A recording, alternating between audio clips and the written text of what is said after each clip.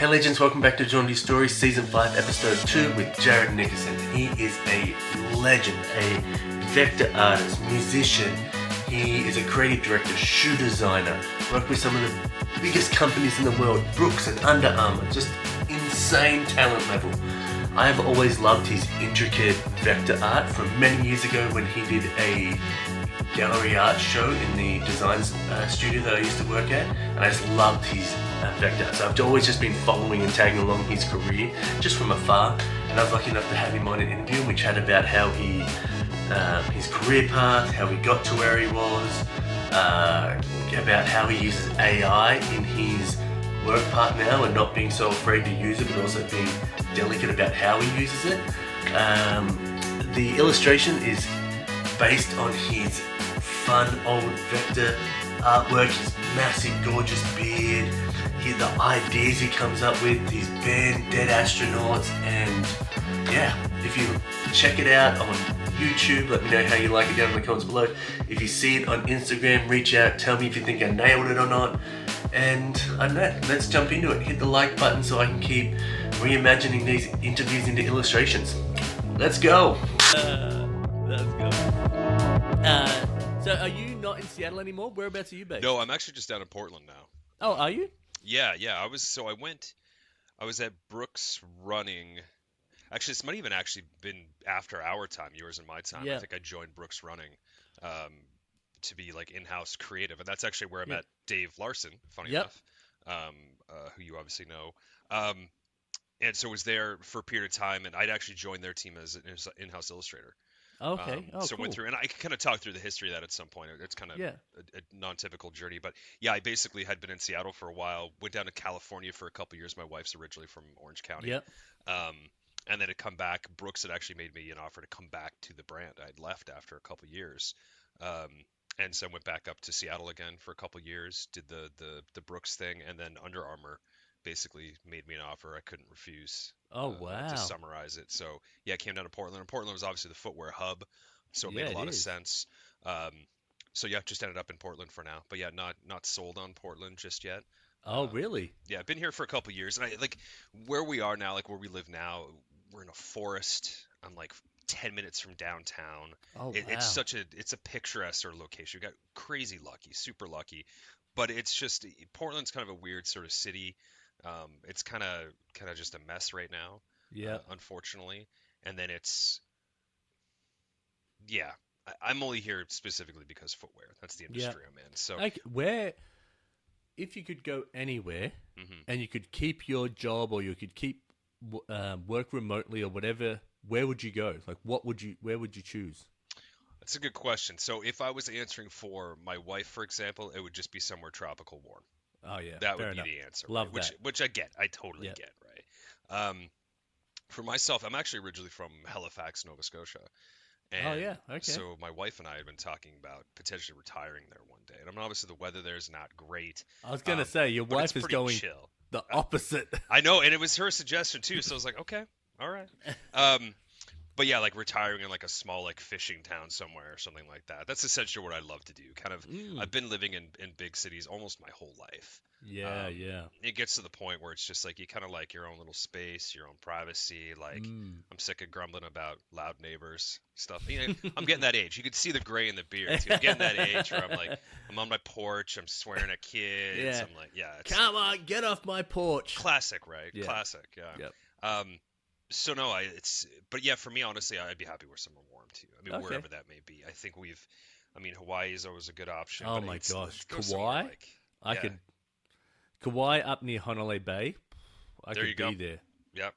Yeah. So that could be, and my wife, when we first got married, we went to Tahiti actually for a week, and we did like a sail around a bunch of the different islands that were there, and that in theory great, but I think the company we did it with wasn't that great, and Tahiti was kind of interesting. There was like some of the private islands were gorgeous, just beautiful. The reefs were beautiful.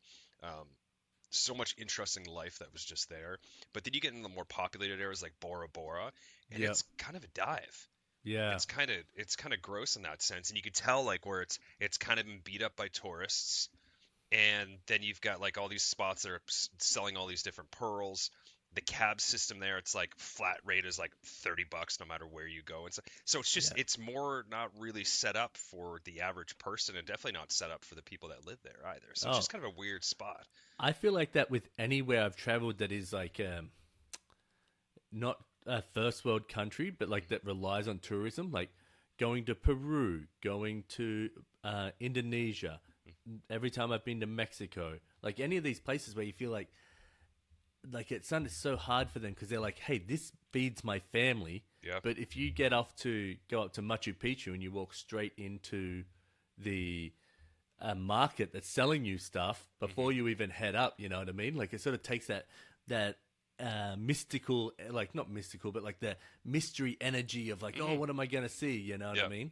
Yeah, exactly. Yeah. There's something about the isolation from the populace, or from the tourism populace at least, that kind of makes it a little more unique, or a little more authentic maybe in a way. Yeah. Too. And so I get it. I get the don't want to do the tourism thing, don't want to look like a tourist, don't want to go down that road. I totally get it. No, 100%. And there's my wife and I, for any of the travels we've done or the travels that I've done, always have kind of purposely tried to avoid like high tourism spots specifically for that reason, right? Yeah.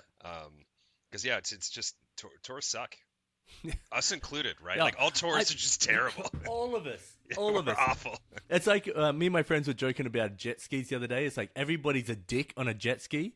And I was like, what about when you ride one? Everyone's like, yeah, we're all dicks on a jet ski. As soon as you get on one, you can't help it. You're a dick. Exactly. It's like you're a tourist. It doesn't matter. You're like, wherever you go.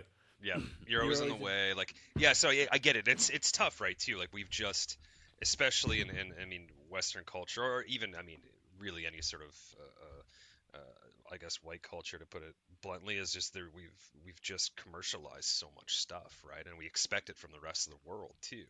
Well, it's kind of like when you look at Egypt, right? And you see the picture of one of the pyramids, and you're like, oh my gosh, this is in the middle of nowhere. Yeah. And then you get the other side. Rotate the camera, Yeah, and so I've never been there, but I had no idea until I was like in my 30s, and I saw a picture from the other way, and I was like, what? Like, that's like right next to the, like, next to it, right there. Yeah. Someone's getting it. Of course, nobody wants to get a picture of that. Yeah, no. Yeah, I had no idea. But that always is the epitome of it. That's the humans and just like going, oh yeah, no, we got right up to it, and now we can still make money off this. Just pointing the camera that way. Yep. Yeah. It's kind of just how it works in sort of these economies that we live in, right? When everything's a commodity. Yeah. I just wish people would start paying me for my commodities. That's all I want. I mean, make it work for you, man. I've got faith in you, right? You just got to wear something a little more skimpy, something a little more revealing. That's what we're talking about, right? Yeah. Okay, good. Yeah. Well, I try and do that on a Friday night on the corner. I'm still not picking up anything. It's still just doing terrible. Just terrible. You'll find your niche, I promise. You'll find your niche. I have to narrow my niche really small. People need to like really small things, and let's narrow it down. No comment. All right. Let's get into these questions, and I'm sure we're going to hear your story as we go through it. Yeah, that works for me. All right. So here we are on Join This Story. We have Jared Nickerson. We're going to jump into the 10 questions. First question, Cybertruck, yay or nay? That's oddly enough a loaded question. Nay for me. Nay for sure. you. Yeah. Why for the nay? I'm not an Elon Musk fan, for one. I am not an Elon Musk fan. I can tell you that now. Yeah. But I will love to have a fucking Cybertruck. I mean, there's a thing that's interesting about it, that it's, I think, polarizing design-wise, the positioning and market-wise, all that sort of stuff. I think there's a lot of smart stuff that were done around this thing. Oh, yeah. But it's somebody, I read a comment, or I heard a comment the other day, and it was something interesting. It's like, one thing that's great about the Cybertrucks is it's enabled us to really narrow down who the assholes are. It's like the one person in town, or the couple people in town that have a Cybertruck, you're like, oh, that guy's a dick. But see, like, you just know. It's funny because coming from Australia, where the cars are nowhere near as big, and then you land here, and I'm like, every person, like, so I grew up skateboarding, and when I saw a skateboarder that had an Escalade, and like they had made it. When I look around town now, and like every other person has an Escalade, like suburban mums driving this like massive wide car, I'm like, everybody's a dick here. Let's not get it wrong. We're all dicks. Yeah. And I'm like, with the Cybertruck, I just love it because it's so different. Yeah. Like it's so removed. Like I have the Tesla Y, and in Seattle, it might be the same in Portland. Mm-hmm. There's so many of them. So it's like having a Prius when Priuses come out. Yeah. And I'm like, okay, there's a ton of them. But there's nothing so different about it where you're like, oh, dang, look at this difference. You know what I mean? But the Cybertruck is so removed and so different. I'm so drawn to that. Mm-hmm. That's the piece. The Elon Musk, the polarization, all that sort of stuff. I'm like, oh God, no. But that being different and trying something different, I'm all for it. Yeah. No, I get it. Yeah, and it's always tough to kind of separate that sort of like you like whether it's a movie, whether it's music, whatever it is, to try to separate that from the artist. In this case, Elon Musk is not the artist. He literally had almost nothing to do with it, sort of thing. But it's to make that separation is key, right? To kind of compartmentalize that and see the Cybertruck on its own as sort of this thing. I saw a meme the other day. I don't know how true it was, sort of thing, but basically it was all about Cybertruck owners are having the problem of raccoons are trying to break into the Cybertrucks. Oh, really? And the whole thing is because raccoons kept mistaking them for dumpsters. I was like, oh, that's actually kind of funny. That's it. I mean, from a design standpoint, you can kind of see it, but also just as like a joke wise too. I was like, oh, that's actually kind of clever. Like, I seen one where it was like a person. There was a barbecue front grill part, but it was just this metal thing that was all beat up, and then someone put a picture and it said, "Oh, Cybertruck owner lost front grill." Like, and it was just this bit of flat metal bent, and I was like, I love all the jokes. Like, people can pull the piss out of Australians, pull the piss out of me. I couldn't care. I love it all. Like, so, like, if I had a Cybertruck and someone's pulling the piss, I'm like, yeah, please do. That's like, I couldn't care less. I love all of it. It's great. Okay. What do you do to pay the bills? Well, we talked about what you're trying to do to pay the bills, so we covered that. Your aspect of it, Yeah, I'm not being successful. Exactly. Maybe it's good. No, do you know what it is? I think my mouth is too small and I just can't pay the bills that well. No, this is a good question. I mean, you kind of caught me at an interesting time too. So I was at Under Armour recently up until about 2 months ago. Oh, okay. So I'd actually got laid off, and they'd laid off a bunch of designers. My boss didn't find out until like a day or two before, sort of this, so he had no idea. It was just this sort of thing. Nike's going through the same thing. Not a lot, but some of the bigger brands are doing the same sort of stuff, right? Where they're just kind of trimming everything. So then, my role got consolidated basically into two lower paying roles, essentially. Can we backtrack a little bit? Yeah, so, like, you're for people out there, like when you're saying designer at these companies, they might be like thinking, "Oh, you're designing. Are you designing the shoe? Are you designing the marketing? Are you designing the insole?" Like, they have, I don't have a solid clue on what you do. So do you want to backtrack on what you do there and then how you got involved in those companies? Because where I know you from is your incredible vector artwork. And as you know, because I was frothing on it back when, like, what's this, 15 years ago now, maybe? Like, maybe 12? Probably longer, Yeah. And so that was, at that time, it was so forward thinking for vector art. You know what I mean? And then coming to that where now, and then I think you started working to Brooks after that. So if you long-winded. No, that's a great point. Yeah. And we kind of touched on it earlier, but no, that's a really great point. So I'd actually, to your point, had gotten started as an illustrator. So I never actually went to school for anything art related. I'd been on my own since I was about 15 or so I couldn't afford to go to college or university. My high school and post sort of time, a lot of that was spent paying bills, trying to pay rent, stuff like that too. So, but not a big deal. It happens. But what was great was in my early 20s, I knew what I wanted to do. I knew I wanted to be a designer / illustrator sort of thing. I knew I wanted to kind of get in that field. And so I'd started my own studio, and I got incredibly fortunate within my early 20s to land. I landed Microsoft as one of my earlier clients, like really early client. You remember Suicide Girls? Yeah. They're still around. Yeah. I was super fortunate. That's a burlesque. Exactly. Girls, right? Yeah, it's kind of like alternative soft like tattoos, bottle sort of stuff. Yeah, exactly. Yeah. So tattoos, piercings, the whole thing. Yeah. So, which they're a great sort of brand. They're still alive, a kick, and they're doing great. But I was super fortunate. Really early on in my career, I was able to do a bunch of promotional sort of desktop wallpapers for them with a bunch of their models. Oh, so wow. I got paid to basically draw naked women. So it was a great gig. But what that turned into was I was able to do all the illustration work for like 2 or 3 of their printed issues, which was really cool. So I got to do illustrations of like Zach Galifianakis and Maynard Keenan and like all these different celebrities, which was really cool. And then did illustrations of the girls and different things like that as well. So I got a lot of sort of editorial experience in there, portrait experience. It was really great. So I got super lucky early on.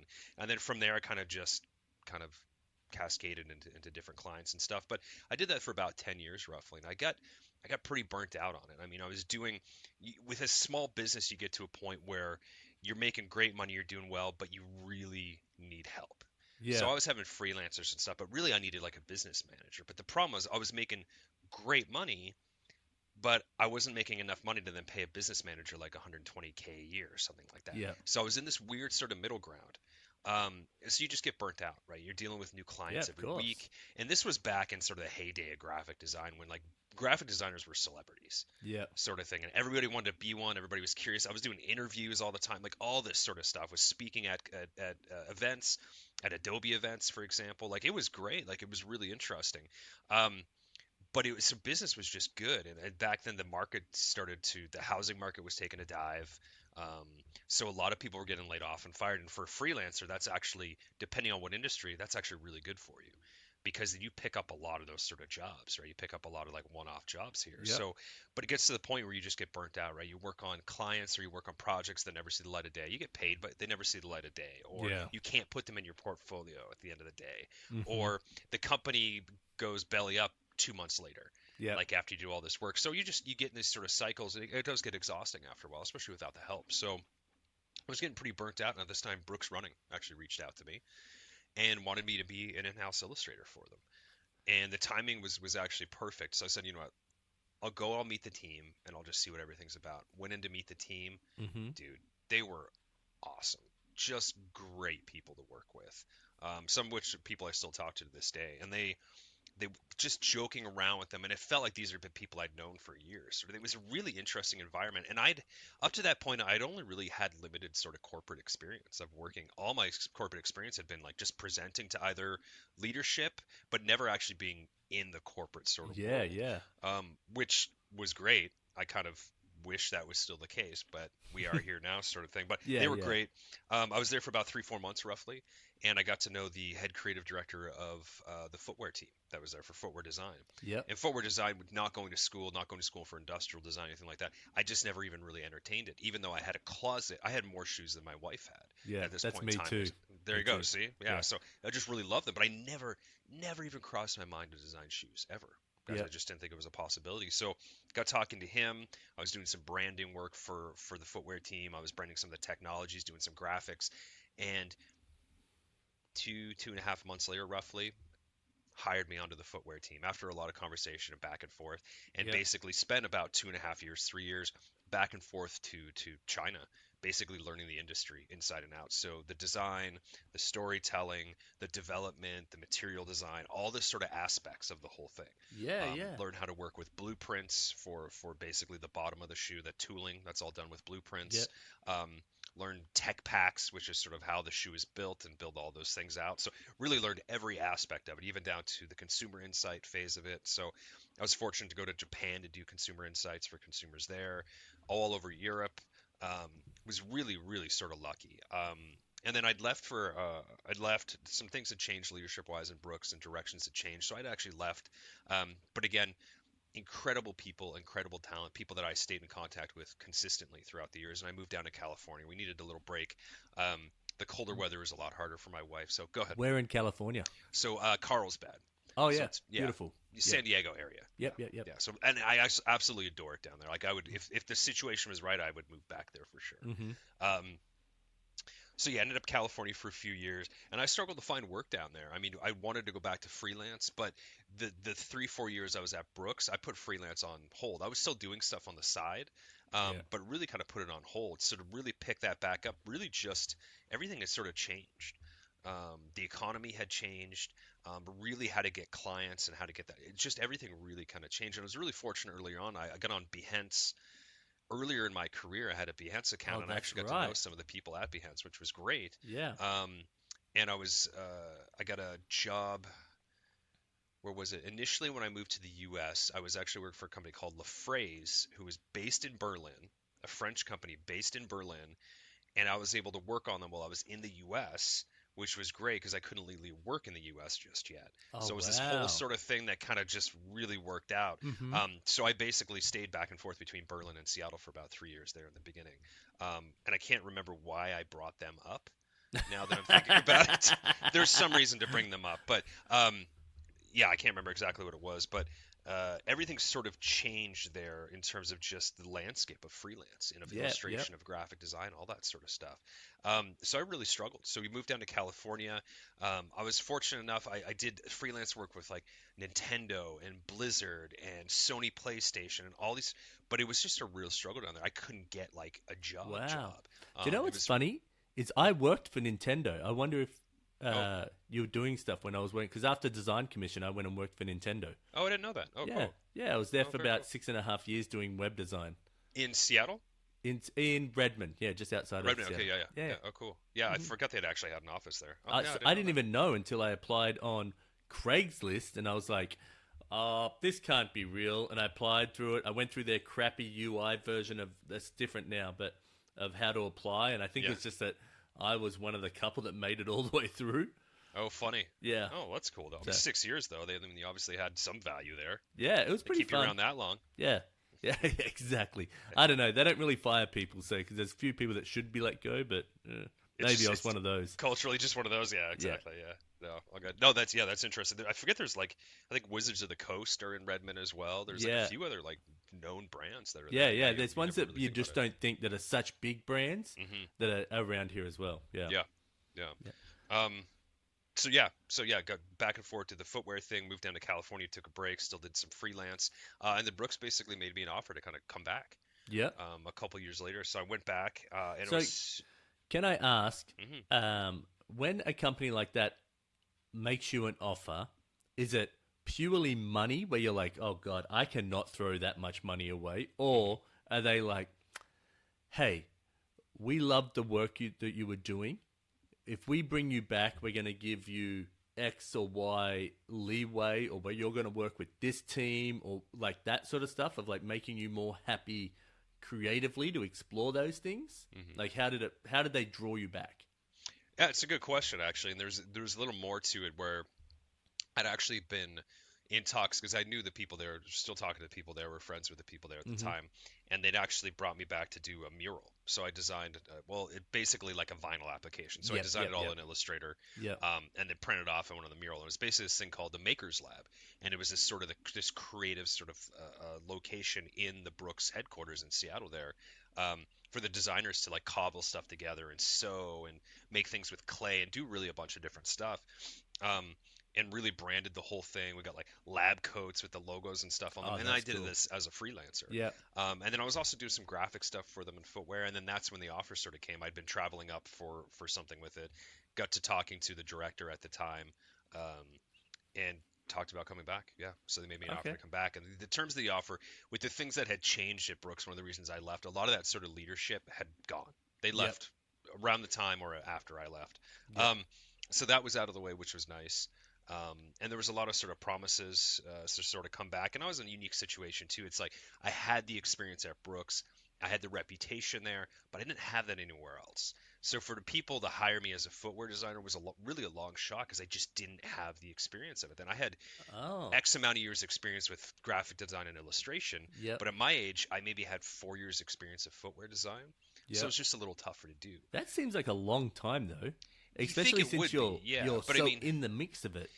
You'd think, I think part of it to really get the title and the pay that you'd want, though, at that level, you would need a little bit more experience for sure.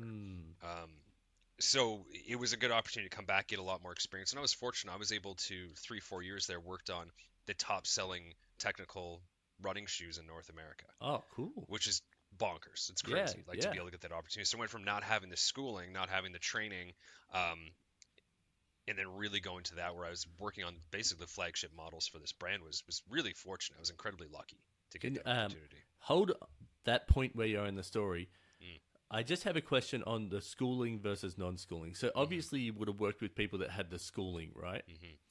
Do you feel that you having the non-schooling gave you a way to look at the problem, project, or execution in a different way and ask questions differently than someone would come in because they've got the rules built into them. Mm-hmm. Were you like, is that the perspective you're allowed to do, or did you have to catch up and get in line with their schooling? I mean, to be fair, both. Yep. Yeah, it really is both. I mean, essentially, there's part of the schooling that comes into play that really sets you up in a way to kind of go through projects and go through phases of stuff and reviews and things.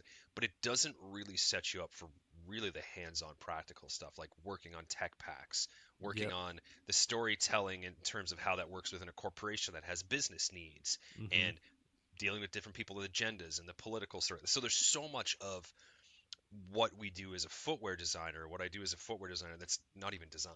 Yep.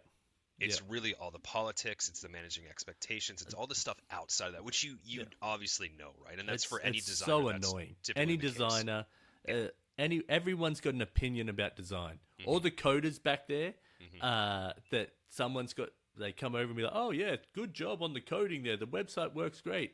And you're like, hey, that blue is the off shade of blue. And you say, that's the actual hex color that we have to use from our branding. So I don't know what to tell you on that. Maybe your color on your screen's off. You know what I mean? It's just everyone's got an opinion. Yeah, and that's always sort of the tough thing with design. So that's really navigating a lot of that extra stuff that school just unfortunately doesn't necessarily teach you. Not saying all schools don't, but just from my experience of dealing with, I've been able to be incredibly fortunate to be able to mentor a lot of designers over the years and be part of mentorship programs and things like that as well. And that's usually the overwhelming sort of response I get, is that there's so much of it that it just doesn't set you up for. Yeah, it really kind of checks a lot of the boxes, and that's, I think that's culturally a North American thing to some extent in the education system here for sure. And then some of it's just like there's only so much you can prepare people. Wow, I was gonna say. With designers, I feel like you have to be willing to just like take so much feedback, and you've got to not be personal about it. Like you're having a shitty day at home or whatever, and you're like, "Fuck, I just don't need one more person telling me anything." You know what I mean? And you have those days, but for the most part, you just got to be able to go like, "Bing, bing, bing," like taking all the shots and just like ricochet them off, and be like, "Okay, I heard your feedback. Let's make an adjustment and get through it," without being at like piercing and get like hurting every time. Yeah, and it's a good point, right? There's a lot of it that the ego's in play, for good or for better or worse, and there's a lot of it of just sort of compartmentalizing, right? Like it's really not taking things personal. But there's the other side of that, is that people need to also know how to give feedback, right? And a lot of people don't know how to give feedback. So it actually, in that feedback phase, it becomes personal. Yep. And that's when it's like you got to look at the feedback and not necessarily who's giving the feedback, or in some cases you got to look at who's giving the feedback and not the actual feedback. It's just a lot of stuff you kind of learn along the way, which is interesting. But one of the designers at Brooks at the time said something really interesting to me, and I was doubting it because I came from a graphic design background. Again, I didn't come from doing 7 different orthographic views at different angles of it just wasn't my sort of background or training, right? So there's a lot of stuff I had to kind of work around as I went and practice and all that. But one designer said something really interesting to me, and he was at Brooks. He just retired, I think, in the last year or so. He had been at Brooks for 30 years, roughly. Oh, wow. Crazy enough. Good guy, really creative guy. But he said something really interesting to me early on in my career, and he's like, it doesn't matter what you're designing. He's like, if you have an eye for design, then you can design it. And I thought that was kind of interesting. It's like, it doesn't matter your background, doesn't matter your training sort of thing. If you got an eye for design, you know how to execute on something, then you're good. That's all you need. And I always thought that was kind of interesting, especially coming from him, who his generation especially came from a very traditional, like, you go to school for this, you do this for the rest of your life sort of thing. And how open he was about stuff. And it was just basically like, no, like if you've got an eye for design, then you can basically design anything. I like that. Yeah, and I was like, oh, it freed a bit of the pressure on myself too. Oh yeah, right? I could see that for sure. Which was nice, yeah. And there was a part of it. With that in mind, though, there was part of it where there was a younger a designer at Brooks at the time too, and she was kind of having struggles as well. She didn't come from a footwear background. Started in the color team, was doing graphics, a bunch of stuff, and then eventually got into footwear design, which I think is a great journey to sort of take. But I think she was struggling at the time too, of just not. She was seeing a lot of the other designers. They were doing all these different orthographic views and exploded views, and really just were thrown out tons of content, and she just didn't feel like she was at that stage just yet. And I told her that it's really, it just takes a lot of practice. It takes a lot of showing up. Sometimes it means just presenting a lot of ideas. And it's really that we don't have that background. We don't have that typical sort of industrial design sketch style. We don't really have that sort of stuff. So it just means you have to work a little harder, right? Yep. And maybe that means more ideas, or maybe that means you have to visualize the ideas in a different way. Maybe you do it in clay. Maybe you do it in compositing, collages. Maybe there's just different ways to do it, sort of thing.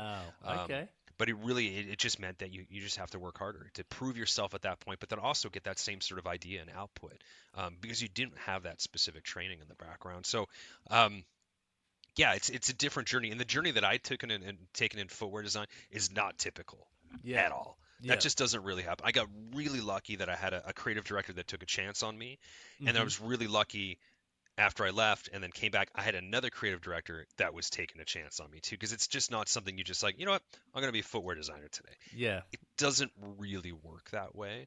But again, I've been incredibly lucky and fortunate that that's how it worked out for me.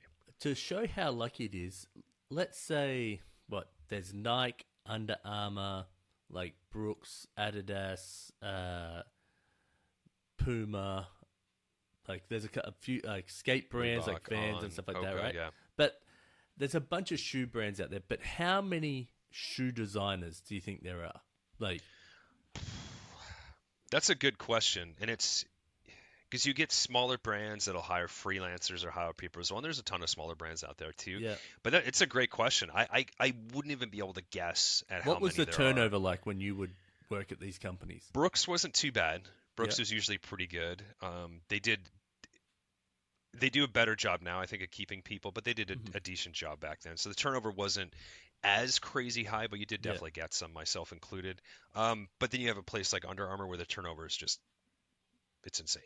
Oh, okay. There's so much turnover. And so there's enough shoe designers out there where you can fill these spaces. Oh, yeah. Okay. Yeah. Yeah, and especially now with all these layoffs. Oh, yeah. That a lot of functions are getting laid off, especially in the sustainability realm and within the consumer insight realm. Yeah. A lot of people are getting laid off. But on the design side too, I mean, when I got laid off Under Armour, 8 other designers got laid off.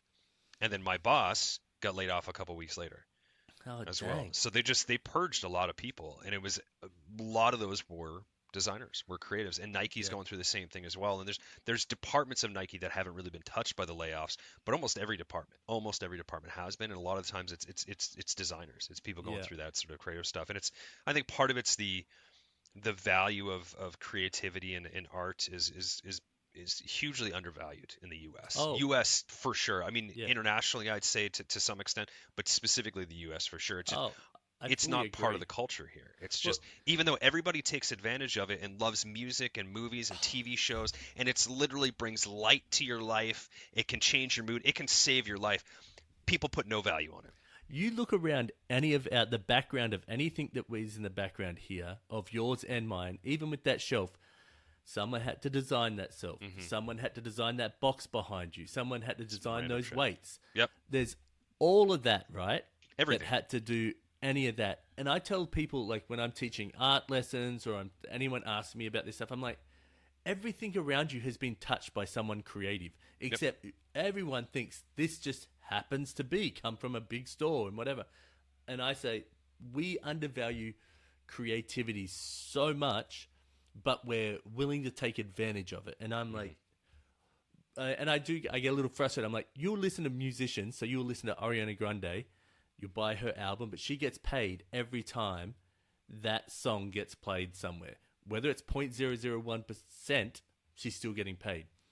If I write or illustrate a children's book and you go and buy that and you read that 1,000 times to your kids, the illustrator or the author doesn't get paid every time you read it. You know what I mean? So I'm like, there's definitely what we value in this country, or like it's just that's worldwide as well. What you value and the creativity, especially the people that do the branding or the look, or like think of Beyonce. There's no way she's going to come up with all of that stuff on her own. Like there's all the outfit designers, there's the stage designers, there's her branding, their like overall branding, marketing, and all that. There's all these people working together to make that machine work. You know what I mean? Yeah. No, exactly. Yeah. But anyway, I'll get off my high horse. No, all good, and it makes sense. I mean, and there's tons of loaded subjects around that once you get into like music streaming and how that has basically destroyed artistry on a certain level too, definitely. Right? It's just basically turned into this mass consumption sort of thing where albums, and this is not to get off on this. So I'm a musician as well. On the side, so I'm obviously passionate about this too. But there's something really interesting about like. I think it was Billie Eilish not the other day, but a while back, had a quote, and this is nothing against her. This is me backing her up, but she said something about like, "Oh, my latest album it's a journey, and it's meant to be listened to from like start to finish." And I kind of sat there as I read it, and like, the fact that she feels the need to explain that is actually really sad. And I get why she felt like she had needed to explain it. I'm 100% on her side. Yeah. But I thought it was something really interesting that she felt like she needed to explain that to people because streaming has it's a single and a single here and it's this and it's just it's instantaneous access, right? Yeah. So when you have that much instantaneous access to music, it loses its value. It loses its thing. You don't have that journey of listening to an album, going to buy it or buying it online, and listening to it from start to finish. Because that album layout, that track list order is very finely curated and thought through. Like that is a journey, right? Yeah. So to not get that, and it depends on the value you put on music, what you use it for, etc. But it's really just become more of a background element now, as opposed to like an experience that you want to be part of. Well, I remember, like I was just telling my kids the other day. I had a Discman, and I would always go and buy big, oversized headphones like this from like a what do you guys call it here? It was called Dick Smith in Australia or something like that. Something like just like a Radio Shack or Best Buy. Radio Shack, yeah. Okay, But like the smaller one, and they always had these headphones like curved up, and it was from like skateboarding and watching those guys, and I'd be like, oh, I want that, but. I told the kids I would go home and not turn my TV on and be like, hey, I'm just going to sit down and listen to my new album that I got and just sit on the couch and listen to it.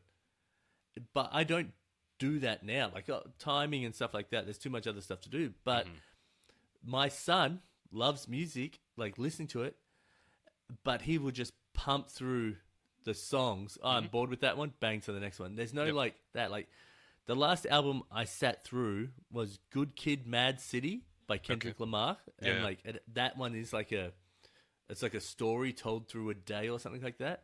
And I remember being like, oh my gosh, I feel like this is how that like the albums used to be, like, you know what I mean, like putting that together, like really thought out tracks. So I agree. Album artwork, you get the lyrics on the inside, you like read the lyrics along to the song, like it's just really part of experience. But with that said, I don't want a few thousand vinyl records I got rid of my vinyl collection because it was too much. Like I don't want to lug these things around. Like, and there was just so much. So, but what's really interesting, I think it was 2018. I don't know if it's changed since then. That was a couple years ago. I think 2018 is still one of the biggest years for vinyl, which is ever vinyl sales. I think it was 2018 if I'm remembering correctly. And a lot of it was it was the younger generations that were buying it. Yeah. Well, I think a lot of like Taylor Swift, didn't she have an album come out then? Yeah, and then I think Adele, and I think it was one of them. Sony basically tanked the vinyl market for like a solid 2 years. Yeah. Where like everything was delayed. Like no matter where you went, vinyl was delayed by like 6 months a year. And it was because they pumped out so much. I think it was the Adele record that came out around that time, to the point where you could buy that Adele record on vinyl for like $3. Oh wow! Because there were so many of them, people just wanted to get rid of them, and it saturated basically the production of vinyl. Or not, it basically bottlenecked it to the point where, and we had a record coming out at that time, and I think I kind of lucky, but I think even the delay on that record was like 8 months to get that thing made, which was pretty far out. Yeah. What type of music are you playing? And do you have a website or something like that I can link people to? Yeah. So it's just Dead Astronauts. Dead Astronauts. The name of the band. Yeah, but we're Spotify, Apple Music, everywhere. Yep. Okay, well, I'll get that stuff off you, and then I'll make sure it's in the description and stuff like that. Sure. Yeah. No, that's awesome. Yeah. So, but yeah, one point I wanted to make though about the younger generations buying vinyl is really wanting something physical, really tangible. Wanting something that like tangible, exactly, like something collectible, something that was really like, this is a thing that I have, as opposed to just some floating digital thing. Yeah. Which I'm 100% behind. I totally get it. I try to live a very minimal life, and we couldn't tell by the mess behind me, but I try to live a really minimal life as much as I possibly can. So a lot of the collectible stuff and all that, I've just kind of purged. I say this as I have a record behind me, but this is it's one for my band. But it's nice to kind of see a lot of the younger generations are really coming back to that, really getting more sort of tangible sort of things and less of this detachment, this digital sort of attachment. And I'm not saying one's better over the other. There's advantages and disadvantages to both. There's 100%. always a nice little area between, you know what I Yeah, mean? exactly. A nice little balance you can reach. Yeah. But it's the same generations too that are now taking up trades. Because our generations dropped trades. We're like, yeah, plumbing, electric. I don't want to do that. Like, because there was so much more money in things like graphic design or website building. Really, there was so much more money in tech. Yeah. So a lot of our generation just really dropped a whole lot of that. So it's great to see this younger generation now come back and really want to get more hands-on. Well, really want to get more sort of physical with things. Yeah, in Australia, trade jobs are still really big, but they're viewed a lot differently in Australia. Like you'll go through a little bit of schooling to get it, but it's like you're doing your what's it called? Not work experience. It's basically like your internship, but I can't remember. For trades, trade assistant, whatever. And you do that for 4 years, but you do 1 day a week at school or something like that, and it builds you up, and you get that. But it, like here. Like if you, it's kind of looked down upon if you like do trade work overall. Like where I don't, I see like I meet a chippy and I'm like, oh sweet, what type of wood you using? Oh, like I get so excited from a creative perspective, but also that my friends back home are chippies, are sparkies, are plumbers, like, and they are doing super well. Yeah. And here, and then there's a guy that I play pickleball with, and I was like, oh, what are you doing? He goes, oh, I'm a carpenter, and we were chatting about that. Something. He goes, yeah. Everybody thinks every carpenter is broke, and he's like, that's not the case at all. And I'm like, I know, like, and then we were chatting about other stuff, but he definitely notices, and he was like, oh, I'm always like a little bit, depending on, I don't really want to talk about work because of how some people view it, view me. Interesting. And I was like, okay, like I can understand that in this context of America. Yeah, well, I mean, hopefully that's a change with so many. Much of the younger generation really getting back into trades. Hopefully that's a change in that for sure. And I mean, and I get it. It's like design. Tradespeople are a part of literally everything. Everything. Just like design is part of everything. Yeah. Like it's just how it kind of goes, right? So when I got started, when I was going through high school, and even post high school, trying to support myself, like I had done landscaping, I had done roofing. That sucked. Tile setting. I'd done a bunch of different sort of just trade sort of jobs to try to learn sort of like what path I wanted to take, or route I wanted to take. So it's such an integral part of what we do, of the economy, of all this sort of stuff that it's interesting at being looked down on. I could definitely see that for sure. I never really thought about that before, but now that I could definitely see that, especially in our culture. And also maybe the contrast in Australia, like it's like a plumber, like a tradie, they're awesome. Like, you know, like not that they're just looked at as like, that's a solid career. You know what I mean? Where here, if you're not trying to be the CEO of some company, or if you've not got some plan, maybe I'm too much in the tech like bubble here, so it might be a bit different elsewhere. But it feels like if you're not doing that and trying to like have a startup, or you're going at like you're not doing anything. So I don't know. Well, and you touched on a good point. Part of it is it's culture here, right? Like everybody wants to be a celebrity, and everybody wants to be unique. And I don't know if is it Buddhism? I can't remember. One of them talks about how that there's a quote from one of the leaders. I think it's a Buddhist leader, and basically said something about like one of the biggest scourges on the human population right now is everybody's desire to be unique. And I thought that was kind of interesting. And that didn't mean like, oh, you can have unique hobbies or like different things, but it was just like people would forego what was better for their family, or better for the greater good, or better for this sort of thing, or what it would basically just selfishly do what they wanted to, which I get. But there's part of that where it's like the American dream sort of thing, where like, no, but that teaches you to literally steamroll everyone else. Yeah. Because not everybody can be in the top. Not everybody can be unique and a celebrity. So it teaches you to basically steamroll other people and not collaborate. It teaches you not to actually be a part of a collective that has a sort of shared agenda. And I'm not talking about like a communist extreme. I'm just talking about doing what's good for your community, sort of thing. And that it's taught so many people to keep their heads down and just do what's good for them. Yeah. That it's almost created this really sort of narrow-minded sort of culture. Yeah.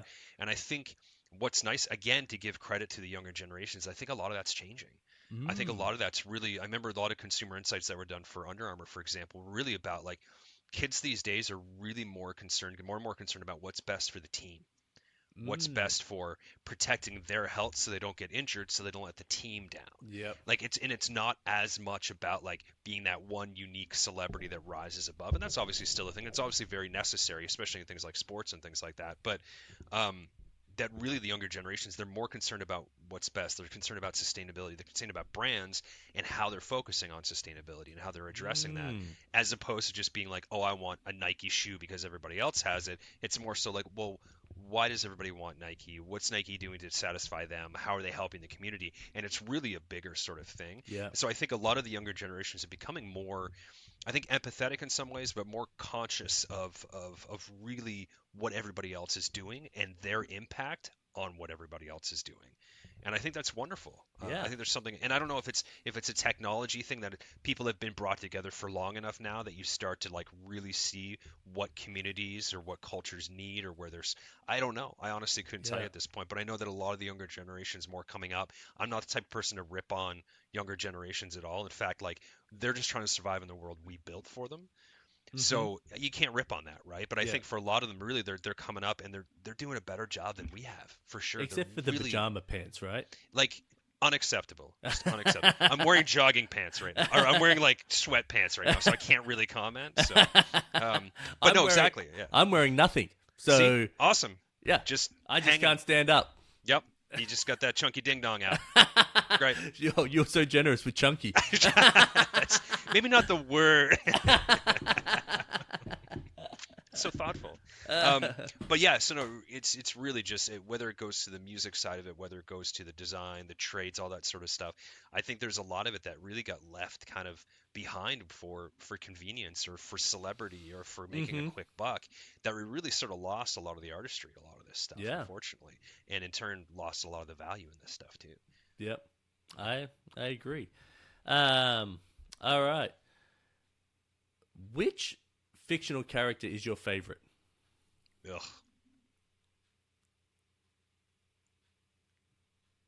Oh, that's a loaded question. You know, if only I had these questions beforehand. Oh, I could have prepared, Matty. This is I offered it. You didn't ask for it. What? You didn't say, yeah, I'll take the questions. Oh, I thought it was just a given. I thought I was supposed to get them. Oh, sorry. Oh, okay. No. Oh, good. No, we're good. That is a loaded question. There's just so many. Yeah. I keep kind of like falling back to like maybe a Star Trek character from like Next Generation, maybe. Oh, I didn't think you were going to go that route. That's interesting. I like it. Yeah, I'm a big Trekkie for sure. I'm trying to think. Maybe like maybe there's a little bit of Data maybe in there. Ooh, Data's this one, right? No, that's Geordi. Oh, Geordi. Data's the android. So like the android. Pale Yes. white. But I'm more kind of maybe of a Riker kind of guy, like from the Next Generation, bearded, kind of like a good with the people sort of thing, second in command sort of stuff. I think that's maybe who I resonate with. I think Riker's pretty rad. That's probably what my wife would say too.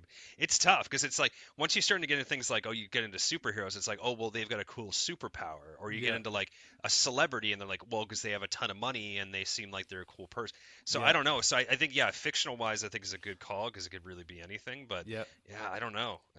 I'd probably have to go with something from Star Trek Next Generation. Okay. Sure. Yeah. I like that. Yeah. I like that. Yeah. Did you like the movies when they came out? Not really. There was the First Contact one, which was like the Borg and was like Captain Picard. It was all the Next Generation stuff. It's a dumb movie, but I love it. It's just a ton of fun. What about the one with like Chris? Those ones. Yeah. So that was the J.J. Abrams sort of world. I don't know if that's called like the Kelvin timeline. There's some name for those specific movies. Oh, wow. Because they were all the Star Trek characters, but they actually had different sort of backgrounds, and in some cases, like the storytelling was different. Like how Khan came into the picture, like the big sort of known sort of Star Yeah, Trek because villain they're from like the original series. near a time, like a black hole, right? So the timeline, and there was two Spocks in one timeline. Yeah, exactly. Yeah. So there was all sort of so they took some liberties with it, which is fine. I mean, that's great. Yeah. I'm always happy to get new Star It was Trek. more action oriented, right? They were, yeah, and you get the lens flares, you got the Yeah. big glare, you got the explosion. So it was really more of a sort of Hollywood over the top action movie sort of version of what Star Trek was. And really Star Trek was really about sort of the moral principles and the storytelling and that. Yeah. The J.J. Abrams world still had some of that, but it was really focused on just like sex appeal and explosions, lens flare, which is fine. I mean, there's value in that stuff too, right? I mean, at the end of the day, movies are entertainment. That's exactly what they are. But I think it was interesting, the Star Trek Beyond, I think, is the last one they did with that group of people. Yeah. And what was interesting is they got Simon Pegg co-wrote that. Yeah. Which was really interesting. He obviously played Scotty in the movies, and he's a massive Star Trek fan. I don't know if you've ever watched any of his like earlier stuff, like his earlier like Spaces and stuff like that. Yeah, exactly. Yeah, exactly. God, that was one of my favorite shows. It's so funny. There you go. And he loves sci-fi, and he was a huge Star Trek fan. And you could tell the writing in Beyond and the story and stuff was actually really well done. You could tell that somebody really that knew the subject matter, knew the characters, and knew the world that they lived in helped write that or wrote that. So that was something that was really nice, but the first ones were just more like a Hollywood version of it. So it's unfortunate because I think Beyond ended up really pushing them in the right direction, but then that was the last one. Yeah. I think people just kind of had fatigue. Just out of curiosity, have you watched The Boys on Prime? Yeah. Oh definitely. My gosh, did you watch the one with Simon Pegg in the like? Yeah, one of the last episodes. Yeah. Oh this season. My gosh, that was tough. It was tough, but it's so funny. Yeah, it's so funny. Well done. Yeah, it's anything him and Nick Frost, especially when they're together, but kind of anything they're in, I'll usually one of my watch. favorite movies. Now I'm gonna forget the name. He's in a white shirt with the. Oh, Shaun of the Dead? Shaun of the Dead. Oh my gosh. Yeah, the Cornetto trilogy or whatever it is. Exactly, yeah, because they had that one, they had Hot Fuzz, and then At World's End. Yeah. And At World's End, when I first watched it, I was like a little let down. But then when I rewatched it like a couple of years later, I was like, oh yeah, that was really good. Yeah, it's a great rewatch for sure. Yeah. But anything they're in, I'll watch for sure. Yeah. But no, did a good job with those. Yeah. Yeah, very much too. What do you do for fun? Right now, job searching, but that's not fun. No, I honestly, music. I mean, like I mentioned, we've got a place here in Portland that it's the whole. I'm literally in a forest, which is great. There's a creek in the backyard, everything. So a lot of the time spent on that back deck with my wife. Yeah. Usually smoking a joint or just hanging out, talking and stuff, sketching on the back, reading on the back deck as well. So a lot of really time spent there. Yeah. But music's kind of the other one. We just released an album. What do you play? 2-3 months ago. So I actually do a lot of the digital production. I do a lot of the all the writing, the singing, vocals, and then do a lot of digital production. But I actually grew up. I took piano lessons when I was a kid, so I kind of always sort of had a musical sort of knack. But everything I do now is just sort of digital. But then my bandmate Slade, he's in Bern, Switzerland. Actually, he does all the live instrumentation. He's actually a professional audio engineer. Like he went to school for it. It's what he does for his daytime job. So I got really fortunate. Him and I have known each other for 12 years or so. I've been super fortunate to work with him. So any sort of live instrumentation he'll do, does a lot of the extra production work as well. So it's really everything's kind of done remotely. And originally when the band started, this is when I still lived in Seattle, early days of Seattle. I think actually, that gallery show where we, DC that we originally met, I think shortly after it started a band. And it was originally myself and Haley. She lived in Toronto, which was somebody that I got to know through the industry. So her and I collaborated on the first 2.5 albums. We had like an EP. And she did a lot of the production, a lot of the singing, and we would send files back and forth, and we'd broadcast online and listen to it and give feedback. So our jam sessions weren't traditional sort of jam sessions, which was kind of interesting. Yep. So, and then from there, Haley kind of went off her own way, did her solo stuff, and we still have a great relationship. She's a great person. Her band's called Mecha Mako, if you ever want to look it up. Really cool, sort of eclectic electronic pop sort of stuff, but really interesting, really unique. And there's not really a lot of people out there doing kind of what she does. She has a really nice sort of sound. Yeah. And then we got Florence Bullock on board. She's part of our solo act called Glit Biter. She does some really cool stuff, really interesting stuff, and she did vocals for us, like not this album we just did, but the one before. So been really great to just be able to get a lot of people sort of in and rotate through and stuff. Yeah. And then this last album we did, she was on one song, but the rest of it was all just my vocals sort of thing as well. Oh, wow. So really kind of just changing it up. But it was more of a duet sort of thing where all the songs would have male, female vocals. That was sort of our approach. But the genre we kind of focus on is more kind of like new wave sort of stuff, dark wave, post-punk, goth sort of stuff. So it's really a little darker. Maybe think of like Depeche Mode, New Order, a little darker New Order sort of stuff. Is really the focus that we've been on. And that usually takes, if I have spare time, I really try to focus on the music. It's really good. The creative side of it, there's really, if I could do the music thing full time, I would. To do it, like to make it a job. But there's the writing melodies, the building out songs, the building out the lyrics, everything. I love the whole process. It gets me more excited than anything else creatively. It does. Yeah. And I really enjoy that part of the process. And I mean, half the time I don't know what I'm doing, and just really just having fun with it though, and really experimenting. How good does that feel when you find something when you're looking for it creatively? You know what I mean? You're testing things out. And you're like, oh shit. I found it, and then you get to fine tune whatever you found. Well, that's a great point. I think there's in music, in really anything creatively, or really anything outside of creativity as well. There's always those sort of eureka moments where something just clicks, right? And I found with design, it's been less and less of those as I've gone on, and part of that's because I haven't branched out. I haven't done I'm going to go learn 3D. So even though I set it as a goal every year. And sometimes we'll even set up with friends to teach me and stuff. It just never sticks, right? Me too. I've put Blender on so many times. Yes, exactly. I've got a few things that I've half done, and I'm like I know, and I'm sure you are. You get there and you're like, if I put that extra time in right now, I'm gonna get decent and then good at this. Yeah. But I just never tip over. I know, it's just that one sort of thing, and it's because just so many other things. There's just so much stuff, especially it's also so time consuming. It is, yeah, and it's in Blender is kind of an interesting one where it's approachable in the terms that it's free, and there's tons of tutorials for it, but you can't just sit down and in 10 minutes make something in Blender. No. Blender's way more complicated than that. I think there's one guy you probably might be familiar with him. I can't remember his name now, but on YouTube, anytime Blender does like a major update, he does the donut tutorial, right? Yeah, I've done the donut. And everybody knows it. Yeah, exactly. Yeah. But that's how Blender is that you do major update, he almost has to redo a tutorial to kind of so it's interesting. Well, he makes a good point, and I don't know if other people know that when you're speaking about a lot of the stuff, artwork you've done in Illustrator, a lot of the artwork you've done is Illustrator, the Adobe Illustrator, using vector art, right? Yep, good call. Yeah, yep. And so when he's in that tutorial, he talks about you probably use 20% of the everyday stuff. If you're using this as a job, you probably only use 20%. I find the same with Photoshop, Procreate, Illustrator. You end up just using that 20%. These things can do so many wild things. And I was wondering with you, with Adobe Illustrator, what percentage of it do you use? If 100%'s every item, like every tool on there, but your stuff is so intricate and so colorful. Like there's so many overlapping and interweaving pieces. Like you must have clipping masks for days. Clipping masks, yeah, and I don't typically work in layers. Oh, wow. Yeah, because it's a lot easier to group.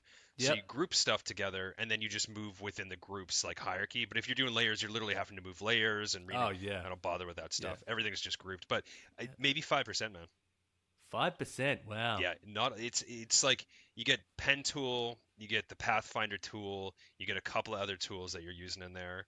Maybe if you're doing some drawing in Illustrator as well, you'll use the pressure sensitive brush. Yep. But beyond that, there's a lot of it that just doesn't get used. Are you using a pen on a Wacom, or are you using a I'm mouse? Not. So there's a few sort of client projects I've done where I've actually drawn by hand in Illustrator, which it's just not really built for. It's not, right? No, and they've got a pressure sensitive brush, and they've had for years now. Yeah. Which it works for what it is. The problem is once you start getting into sketching and vector, you've got all the points. And the more points you have, it's not necessarily the file gets bigger, but the file gets less stable. Yeah. And so I'd have projects for Brooks during a season where I would do 40 different sketches and have them in one file of Illustrator, Yeah. which was dumb because every one of the sketches has so many different points to get those lines look like rough and sort of Yeah. sketched out. And then if you have any blending effects, you have any sort of like custom brushes on there for like renders or texturing. Yeah. And then suddenly you've got a file that's maybe 20 megabytes, 30 megabytes big, which for Yeah. vectors, that's a decent size, Yeah. but it's the most unstable mess in the world. Like I remember I had beginning of one of the seasons, the design phase at Brooks, and the design phase is usually about 2 months roughly. Yeah. I was maybe 2-3 weeks into this, had a bunch of work. Illustrator crashed and corrupted the file, and which was on me to some extent for not saving like another version of it. Yeah. But I mean, I had some versions up to some extent.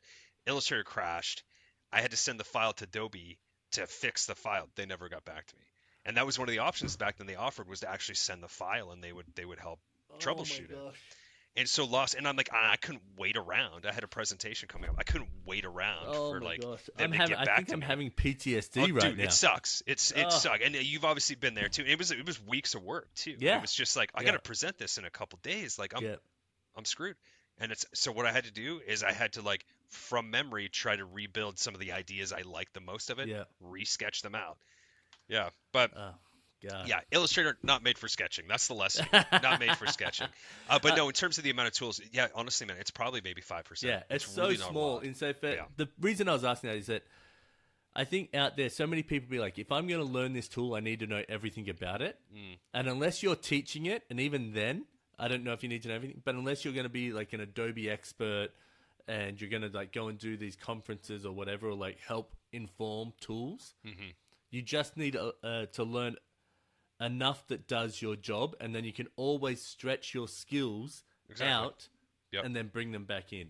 Because there's tools that I use once every 6 months in any of these, and I'm like, how does that work again? Okay, let me go to YouTube University. Oh yeah, that's how I do it again. All right, let me get into it. Yeah, exactly. It's a great question though, because you're absolutely right. And the lesson to be taken from that, you're right. It's like you don't need to learn the whole thing at once. No. Right. I love that. That's a great point. It's a great way to look at it. Yeah. All right. What do you say to yourself to lift yourself up? Interesting. I don't necessarily have an answer for that one. Oh, okay. Yeah, I don't know. Do you not get down on yourself, or do you not get like? I do, but it's a little different. Okay. So what I've learned, and this was an interesting thing with Under Armour, I'd realized that because the amount of stress that came with Under Armour, again, great people, great amount of talent. The brand is a whole nother story though, but the stress there was unique in certain ways that I hadn't quite dealt with before. And the way that I was internalizing that stress, I realized that maybe something was wrong with me. Not crazy or anything like that, but I realized that the way I was processing the stress, was unable to compartmentalize things. I started to really realize that how I was processing things was quite a bit different. And there'd been multiple times throughout that I'd realized that I don't know how people do this. I don't know how people do this corporate thing. I don't know how people manage the creative side of it and then navigate this and then do this thing and have to deal with this.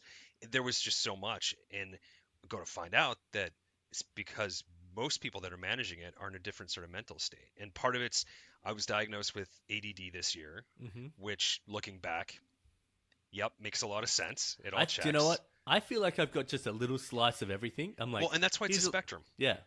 Honestly, everybody's got elements of these, and there's some of them genetic, some of them's trauma based, some of it's all sort of stuff. And for me, it was always, I'd figured that my mom had suspected there was something, but that the ADD thing wasn't a thing back when I was a child. Nobody knew what that was. They were just hyperactive or something. Yeah, like it was just like, and I wasn't hyperactive on that point, but the learning part of it was I just learned things very differently. Yeah. And I processed things differently. And even my interactions with people almost came from like a preloaded database of responses and not so much an emotional sort of connection.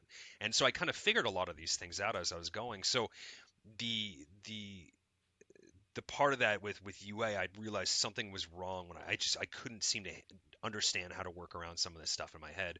Ended up getting diagnosed, saw like a therapist, did all this sort of stuff, did ketamine treatment, which we could talk about that later, but incredible experience. I had done it recreationally in my 20s, but had never done it on a sort of therapeutic level like I wow. did. But I can tell you about that at some point. But that was really interesting and eye-opening too. But really, from being on my own since I was 15, and really just the whole thing of always having to pay bills. Really, I was in survival mode, and I had been in survival mode even up till now. Really, you don't really quite shake that. And so, really being able to settle down and enjoy things, excuse me, celebrate the wins, all that sort of stuff are just things you don't really typically do, or at least I wasn't doing in that mental state. Well, you always, if there's a win, you're like, well, when's that shoe gonna drop? You know what I mean? Exactly. Or it's like, oh, what's the catch? Or it's like, oh, that's great, but I got to worry about this next thing, and it's not really living in the moment. And so when you get in that flight or fight sort of survival thing, you really don't appreciate the things that are immediately around you at that time, and unfortunately you don't notice everything either. So with ADD already, you're processing about 42% more information than the average person is. Mm-hmm. So your brain's constantly firing, and the problem is that information you're processing it, and where it is maybe for the average person, the neurotypical person, or however you want to put it, that image or those three things they're processing, they're in focus. Yep. We're processing 6, 7 things, and they're all blurry. Oh, I literally do this sometimes when I walk into a room.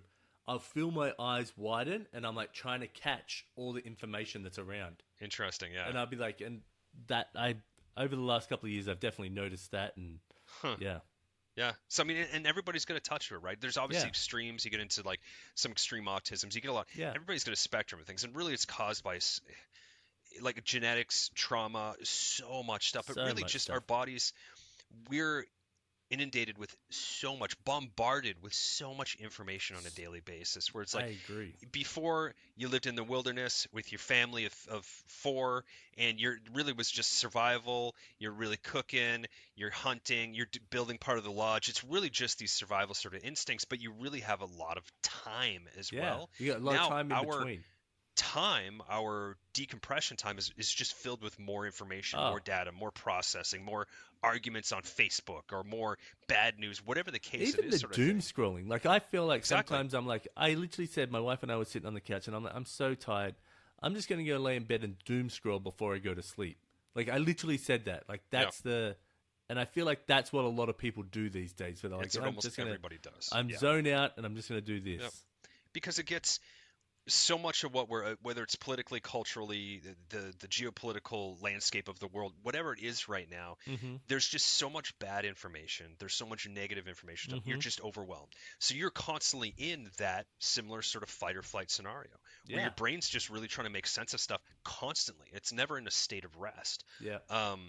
And so it's really tough. And so for especially you get people with ADD in that, it's amplified even more so, right? Because then it starts to get into the dopamine level of it, where you need those dopamine hits. Your baseline of dopamine, it gets higher and higher and higher over time, and it's really about lowering that. Because what happens then you want that Instagram story. You want to click on that link. You want this achievement in a video game. There's always this sort of instant sort of gratification that you get, that technology gives us instantly, that you just didn't have 60 years ago, right? That just wasn't a factor. So it's really interesting now. And all this relates back to me is that I've never really, I guess, looked down on myself to the point where it's been like, oh, I'm in a slump, I need to fix this sort of thing. It's always been like, no, this is just part of the process, is getting past this. Like, I need to fight past this because I've got to support a family, or I've got to pay bills, sort of thing. So it's a great point. It's really interesting, and I've only ever really thought about it maybe in the last year or so.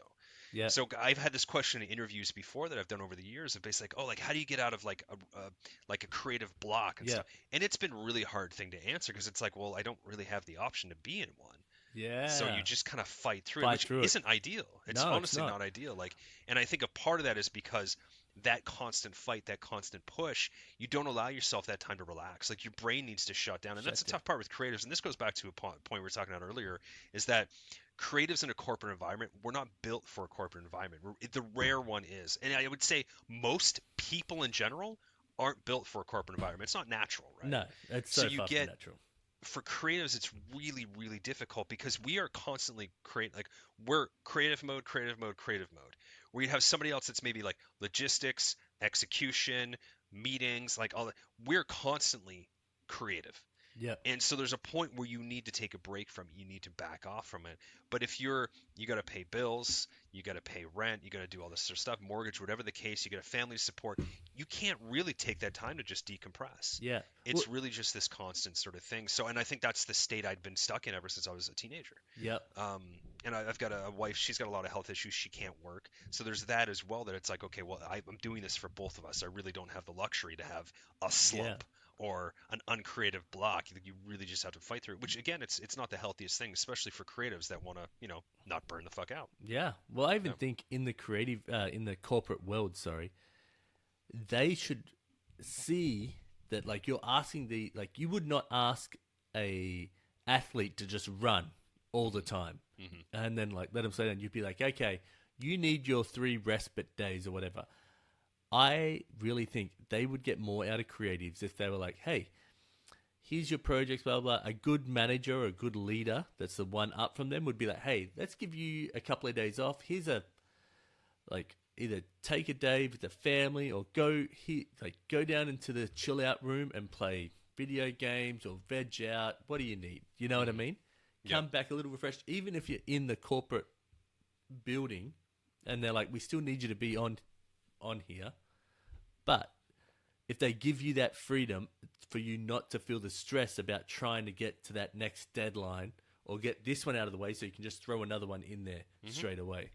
Yep. And that's the tough part now, especially with all these people getting laid off. I mean, in my industry specifically, but even tech too. Tech's really hurting too. Yeah. That a lot of it is they're now trying to get less people to do more work. Yep. Right. And that's the tough part. And a lot of stuff's changed. Work environments change, work cultures change. But now it's a lot of these people getting laid off. You now have people take on 2-3 times the workload. Yep. So now those opportunities to kind of decompress or chill or take breaks, they're almost non-existent. And when I was working at Nintendo, when I first moved there was only me and another designer for all of the web design in North America. Mind you, we would contract out some stuff, but still, you're then doing the creative direction for that. You've got to go and do all the production design. Now, they have way more designers, and I look back and I'm like, how did they think that we would be, like, happy? You know what I mean? Back when web design was a lot harder, too. Yeah, well, a lot more time consuming. Yeah, it's all relative, I think, with that stuff, because then you've got like so many, like it's the FAA or some like rules that you have to do for like all different parties, like someone that's blind or that can only see through. Like, yeah. So you have to make all these adjustments. So that's fair. That's fair. There's a whole bunch of different stuff you have to do with. But anyway, all right. Next question: what is a kind act someone has done for you that sticks with you? There's been a lot. Yeah, there's really been a lot. I've been really fortunate to meet some incredible people, and I think there's a lot of incredible people. I would argue most people are. Yeah. But I mean, even more recently, just my neighbor here who lives next to me, which I was super fortunate, ended up being when we first moved to Portland. My wife had picked out a hairdresser that she specifically wanted, and she's like, "Oh, it works with just sustainable products, like no heavy chemicals, all this stuff for the hair." So I had somebody picked out specifically. I set up an appointment with her. We moved and got talking to my neighbor, and it ends up my neighbor, it's his wife. Oh. Like my literal neighbor that lives here, it's his wife that my wife had picked out to cut. I had no idea, no clue whatsoever. And it ends up he works in the same industry, the footwear industry. He owns his own studio, does photography for Nike, for Allbirds, Adidas, Proto, like all these brands, and has been doing it for years. Him and his business partner. So him and I have been able to collaborate on a lot of cool stuff and that. But just really creative guy. But he's really good at putting himself out there, which I always really liked. And sort of we always talk and hang out and chat and stuff. We work on music, jam, do all these sorts of things. But he's always like, "Oh, hey, I made you this thing, or I made you this card, or it gets you something for your birthday, or just drops off. Doesn't make a lot of hoopla, just leaves it at your front door, and just always really has these nice sort of things to do." And I always really liked that because I was never really particularly good at that. Not being nice, but just knowing, being in tune, and making stuff for people, and especially being digital. Like I wasn't making stuff with my hands as much, sort of thing either. So it was just always really nice for him to kind of like go out of his way to do that sort of thing, and to kind of like make you feel like you're seen, sort of thing. And I always thought that was nice. And he's doing it for his like nephews. He's doing it for his cousins. He's always making something by hand. So like cool. I did some weird AI thing when AI was first popping up into the sort of the public. Did some weird AI thing based on a sketch I did. He loved it. A couple weeks later, he's made a sculpture of it. No way. Like I had no idea. That's crazy. Which is cool. Yeah. So just cool stuff like that. And so that it's always kind of like it always kind of stuck with me. How you doing on time? We're good. I've just gained 1 sec. Yeah, no, good. Do your thing. Someone just had to come to the office. No, you're good. Even though I book out the office at my home. Yeah. Funny how that works. Yeah. And then Under Armour more recently, honestly, a lot of the people Under Armour, like I was saying, great people, incredible talent. But just the amount of I've been gone for 2 months, a little over 2 months now, and still, I mean, just as we were talking, had someone from Under Armour text me, just like, hey, how you doing, man? Like, good. Like, how are things going? Like, and just things like that. It's those small things. Like, people don't need to make you stuff. People don't need to buy you cards. It's just a matter of saying like, hey, how's it going? Sort of thing. And that's how I've always tried to approach my leadership style as well, is really just trying to treat people like they're humans, being empathetic with them, understanding how they learn, understanding how they interact. Like, and I think part of the ADD diagnosis with me has helped so much in just trying to understand other people. And really, there's a book, I actually have it right here. It's called This Leadership and Self-Deception. Yeah. It's a really well-known book. Look at all the tabs you have. Yeah, I know. Yeah, exactly. Yeah. And it's an interesting book, for better or worse. It's kind of corny how they teach the lesson that they teach in it, but it's well done. It's effective. All those books, like, because there's been so many that I've read, they're all corny, but as long as you're pulling something out from it, exactly. You're like, there's pieces, and you're like, okay, I can take that. Yeah. And this book's a really good thing about it. It's this whole thing about getting out of the box, and it's basically just how we perceive other people, sometimes as objects as opposed to actual people. Yeah. Right. And it's kind of interesting of sort of how we get in that mindset, the result of that mindset, and then how to get out of that mindset was always really kind of interesting. And it struck me as, especially coming from sort of the interactions and things that I've had over the years and stuff. I love people. I've interacted with people. I love leading people. I love doing all that stuff. But it actually brings me a lot of anxiety and stress. And I never quite understood why. I'm like, oh, well, I'm a people person. I like people. Why is this so stressful for me? Why is this so like overwhelming and exhausting? Like, I want to be part of the group and help lead the group or be part of executing on stuff for the group, but I don't want to be part of the group because it's stressful. So it's this weird sort of like, and this book was interesting in that sense of seeing people as opposed to objects, because then it's all about like assuming people, what people are thinking. It's all about assuming this sort of thing, this, and then when you treat them this way, that's going to reinforce the thing you don't like about them, which is the reason you're treating them that way, and the reason you're treating them that way is, and so it's a cyclical thing that actually has nothing to do with them. Yeah. Which is really kind of interesting and really has to do about yourself. So it's just really kind of interesting how that sort of helped. I don't remember what the question was now, but no, I think that was a great answer to go around on that. Who is someone alive that you would like to meet? That I haven't met before? Oh, you could have met them, and you're like, I'm stoked I got to meet them. Yeah. The questions are really up to you how you want to answer them. No, there's no hard formula. Rule. You didn't want to break the formula. I didn't want to. Couldn't give a fuck, system. Really. I just think that's going to be a good conversation. No, all good. That's another great question. I'm really bad with those types of. If you couldn't tell, I'm really bad with those types of questions. Who would I want to meet? So lately, I have seen Childish Gambino or Donald Glover in interviews, and I'm like, I feel like I want to meet this dude and just like hang out. You know what I mean? Because he's so creative and he executes so well on his creativity that I'm like, how can I like soak some energy off of that, or how can I like pick that brain and just get that little nugget out of it? You know what I mean? Yeah. No, that's a good point. Yeah, it's. Yeah, I think for me it might be Sade, the singer. Oh, okay. Yeah, I think she's one of my favorite vocalists ever. I'm actually wearing a Sade t-shirt right now, funny enough.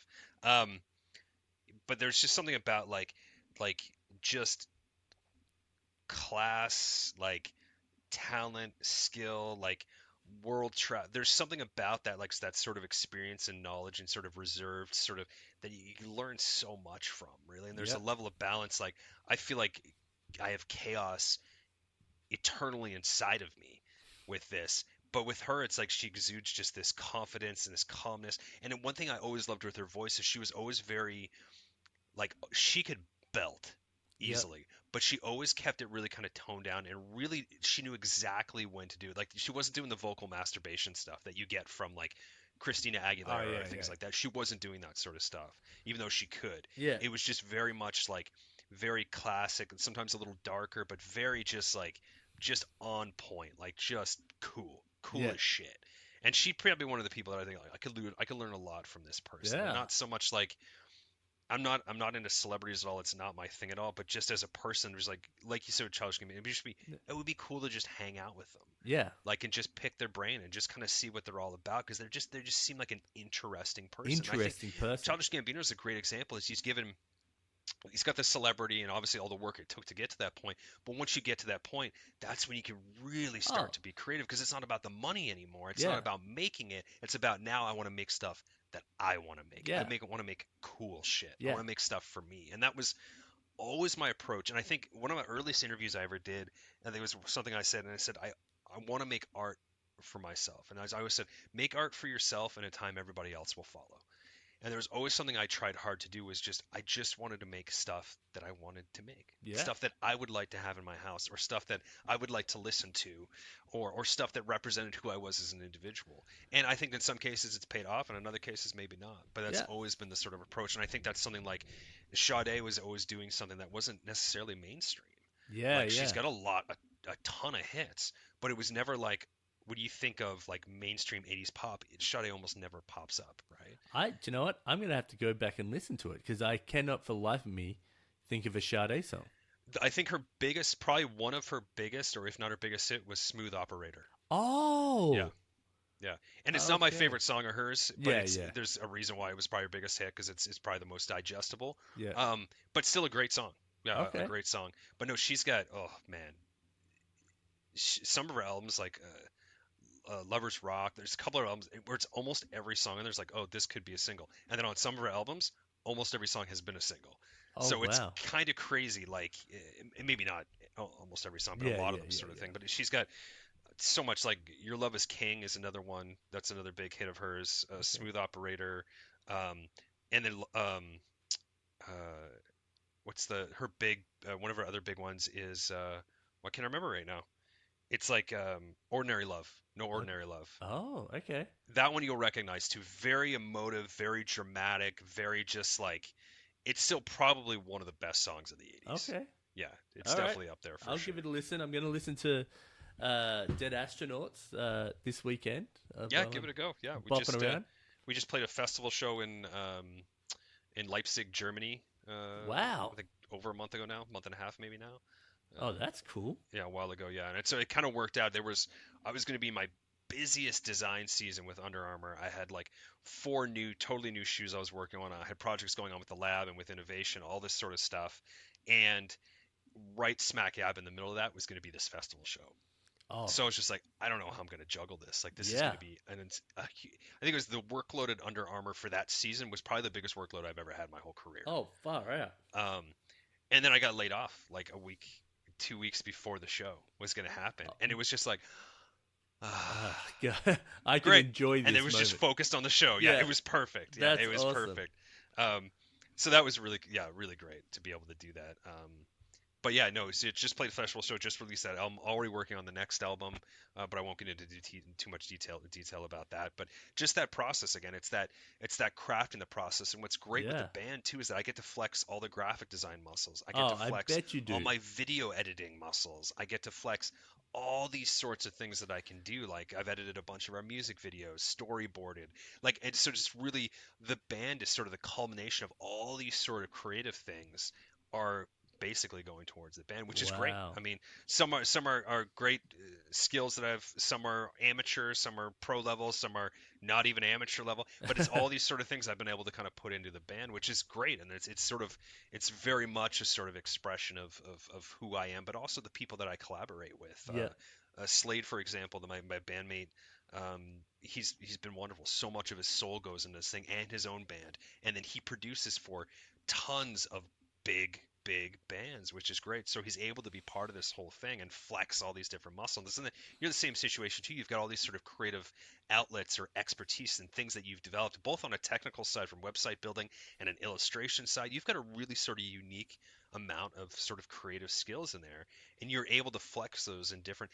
I think don't know. that's really what a real creative is. I don't have much muscles to flex, so I think they're still growing in some areas. Brain muscles, yeah. The rest don't matter. You're fine. You're good. You're married, you got kids, you don't got to worry about it.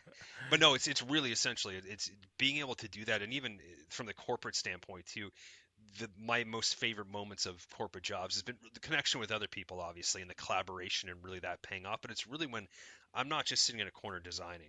I'm also thinking about the consumer. I'm also doing this over here. I'm expanding, and I'm like, oh, now I'm going to do this animation over here to kind of show like how this shoe's colored up, or I'm going to do, and it's really being able to pull all those sort of creative things in. I think it's always unfortunate when people get sort of narrowed down, whether it's a job or career or it's their own sort of freelance thing, where they're just doing the same thing over and over again, that you really don't get to expand out. I think when we get out of our comfort zone is when we're the most creative. Yeah, I agree. Yeah, I agree. When there's the right constraints and out of your comfort zone, and I feel like that's when you can find the happy medium between those, then you're really because you're like pushing yourself, but you're like, I've got to try and keep it within this box. You know what I mean? And you're finding it. Yeah. It's good to have sort of those guidelines in place, and then knowing how to break them. It's good to know the rules to know how to sort of break them. Right. Which is good. And you talked about this earlier too, is kind of taking that approach from like not coming from industrial design background, but getting into footwear design, is that I approach things very differently. To your point, and I didn't fully answer that question earlier on, but that's because I don't come from that stereotypical sort of background. I don't have that industrial design sort of sketch style that everybody sort of starts off. I don't have any of that sort of basis. It comes from a totally different place, but that's because I was able to flex other muscles to get there. Sort of thing. And it wasn't just like, this is the path we're taking, and then this is how we ended up there, sort of thing. It's like, oh no, that path was like crisscrossing everywhere, and it kind of ended up here, but it also ended up over here and over here too. And there's something kind of beautiful about that. And I mean, not only because that's how my brain works, it's kind of that chaos, but it's also just kind of nice to like know that, oh, I can do this thing over here, and I can do this thing, and then wait, I can do this and I can do this, but what if I did this? Right? Like, that's so cool. Speaking my language so much right now. Yeah. One thing is we'll swap emails as well on this, but if you can send me a bunch of like stuff like you've worked on, and I can pop it into the video and just so people can see it. Yeah. Are you still doing your just amazing vector artwork, or have you moved past that creatively? I rarely do it now. Yeah. I did 2 major NFT drops over the last about 2 years. Yeah, I did an NFT collection as well. Yeah. So that's where a lot of that illustration stuff came in. Yeah. But I dropped a lot of it just freelance-wise and stuff. I just wasn't doing the freelance because I was focused so much on footwear that I just really didn't flex that. And honestly, within footwear, like all the final renders I do, like side lateral view of the shoe and stuff, I do it all in Illustrator. So I do still get to do a lot of that. And I still, some of that sort of chunky, thick outline style, I put into the footwear stuff as well still. But for the most part, the illustration stuff, I just don't do as much anymore. And it's not because I don't want to. It's just really, first of all, it's really time consuming. It's that, the amount of detail that you put in there. A lot of people think having the tool of a computer makes it easier, where it makes it easier to do it, but then also your idea is bigger, and then you've got to use that 5-10% of skill to go, all right, I need to make this work for this idea.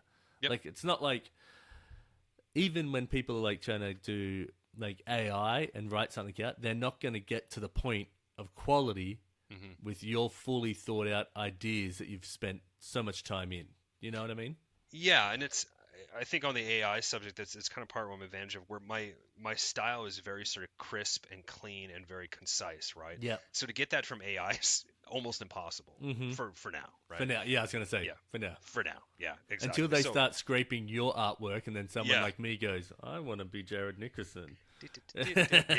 So I mean, and that's just a reality of technology, right? But there's something interesting about like doing the sketching by hand, like digitally, whether it's in Illustrator or Photoshop or sort of thing. There's something really quick and fluid about that. Whereas I had done almost all those major vector pieces, I'd say all of them with the exception of ones that actually look like they're hand drawn, have been clicking with a mouse. Oh my gosh. And building out those structures like shape by shape sort of thing. That's way more time consuming. It's not efficient at all. No. And that's part of the thing. As I'm doing this, I'm like, this is not efficient at all. But it's like, but if that's the aesthetic you want, that's kind of how you have to do it. So for me, it was just so much like, hey, I like doing this. I like the end result. But it's really the process of like the clicking, the build. It's actually incredibly inefficient. Yeah. And for my brain, it's just like inefficiencies, they get pushed to the side. Ouch. So there's just been this constant sort of battle and fight with like the efficient, I'm working freelance, I need to guard my time, I need to make sure this, and like, oh, but I need to execute on the style that the client wants that is literally the most complicated style I could probably throw at this, and is a huge pain in the ass. So it's just been this constant sort of struggle. So not having that struggle has actually been kind of nice. Yeah. So I think on the fun side, so even for our latest album, what I did is each song has its own artwork. Oh, and there's a full art book with it as well, like a 32-page art book. But what I did is I basically took a sketch that I would do, just a really rough sort of like sketch of like a portrait of a woman sort of thing. Yep. Then I would take lyrics from the song, and then I put both through an AI algorithm. And then that output, I'd get maybe 10, 20, 30 images, and then I'd composite all the parts I liked from the image and then digitally paint stuff. Wow. So it was a combination of Photoshop, Illustrator, hand-drawn through Procreate, and then also Midjourney as well. Wow. And so a little really bit of collage-y, it sounds like. Yeah, but it was still just a singular portrait. So you can do... you'll see on some of you can see on some of the stuff, any stuff you'll follow, like a Dead Astronaut stuff, you can see like each song has its own artwork. Okay. I've got the art book behind me here too, but you can really kind of see like it's AI, but it's not. And so I did a whole explanation too of how that works, of just basically it's using my sketch, my lyrics, and then putting it through AI to build it out, then collaging, compositing it all together, and then digitally painting to clean it up. So just all these stages where AI was part of it, but not the whole thing. Not the whole thing. AI is one of the tools used, not the tool used. Yeah. I'm so torn because there's so much inspiration that we all like gather and we take in. Mm-hmm. But when you're using AI, you're not really taking the inspiration in. You know what I mean? But you're using it as a tool in a part of the process to get. That's the first time I've ever heard it done that way, where you're like, I'm getting it, here's a part of it, and then I go and do the work here. Yeah. That's interesting. That's the way that I can kind of make it kind of like AI is scary to a lot of people, myself included. I mean, but that's part of what drew me to it, was just like, okay, this is, but keep in mind, when Illustrator came onto the block, Adobe Illustrator, traditional designers were up in arms. Photoshop came on board, up in arms. So there's always been stages. AI is obviously a little different because you can kind of create something from nothing with very little effort. But if it's used as a tool, so I'll use it in the footwear industry, for example. I'll have like decks, like presentations where I present out, okay, this is the shoe, this is the brief, this is the consumer. But then when I start to build in the inspiration, I'll basically create imagery. So I'm like, okay, I want like a brutalist, a Soviet era building, but I kind of like want like the angles from like a nice like Lamborghini, like a 1982 sort of coutage. I'm like, what if I combine those sort of things and I can do that with AI? And all I do is I throw it in a deck as an inspiration point. I don't use it for anything else. And then, okay, this shoe, what if this shoe is made for like extra comfort? What sort of world would this shoe protect you from? Go to Midjourney or go to Stable Diffusion or really any sort of disco diffusion. I can't remember what I used back in the day, and basically generate what this world would look like.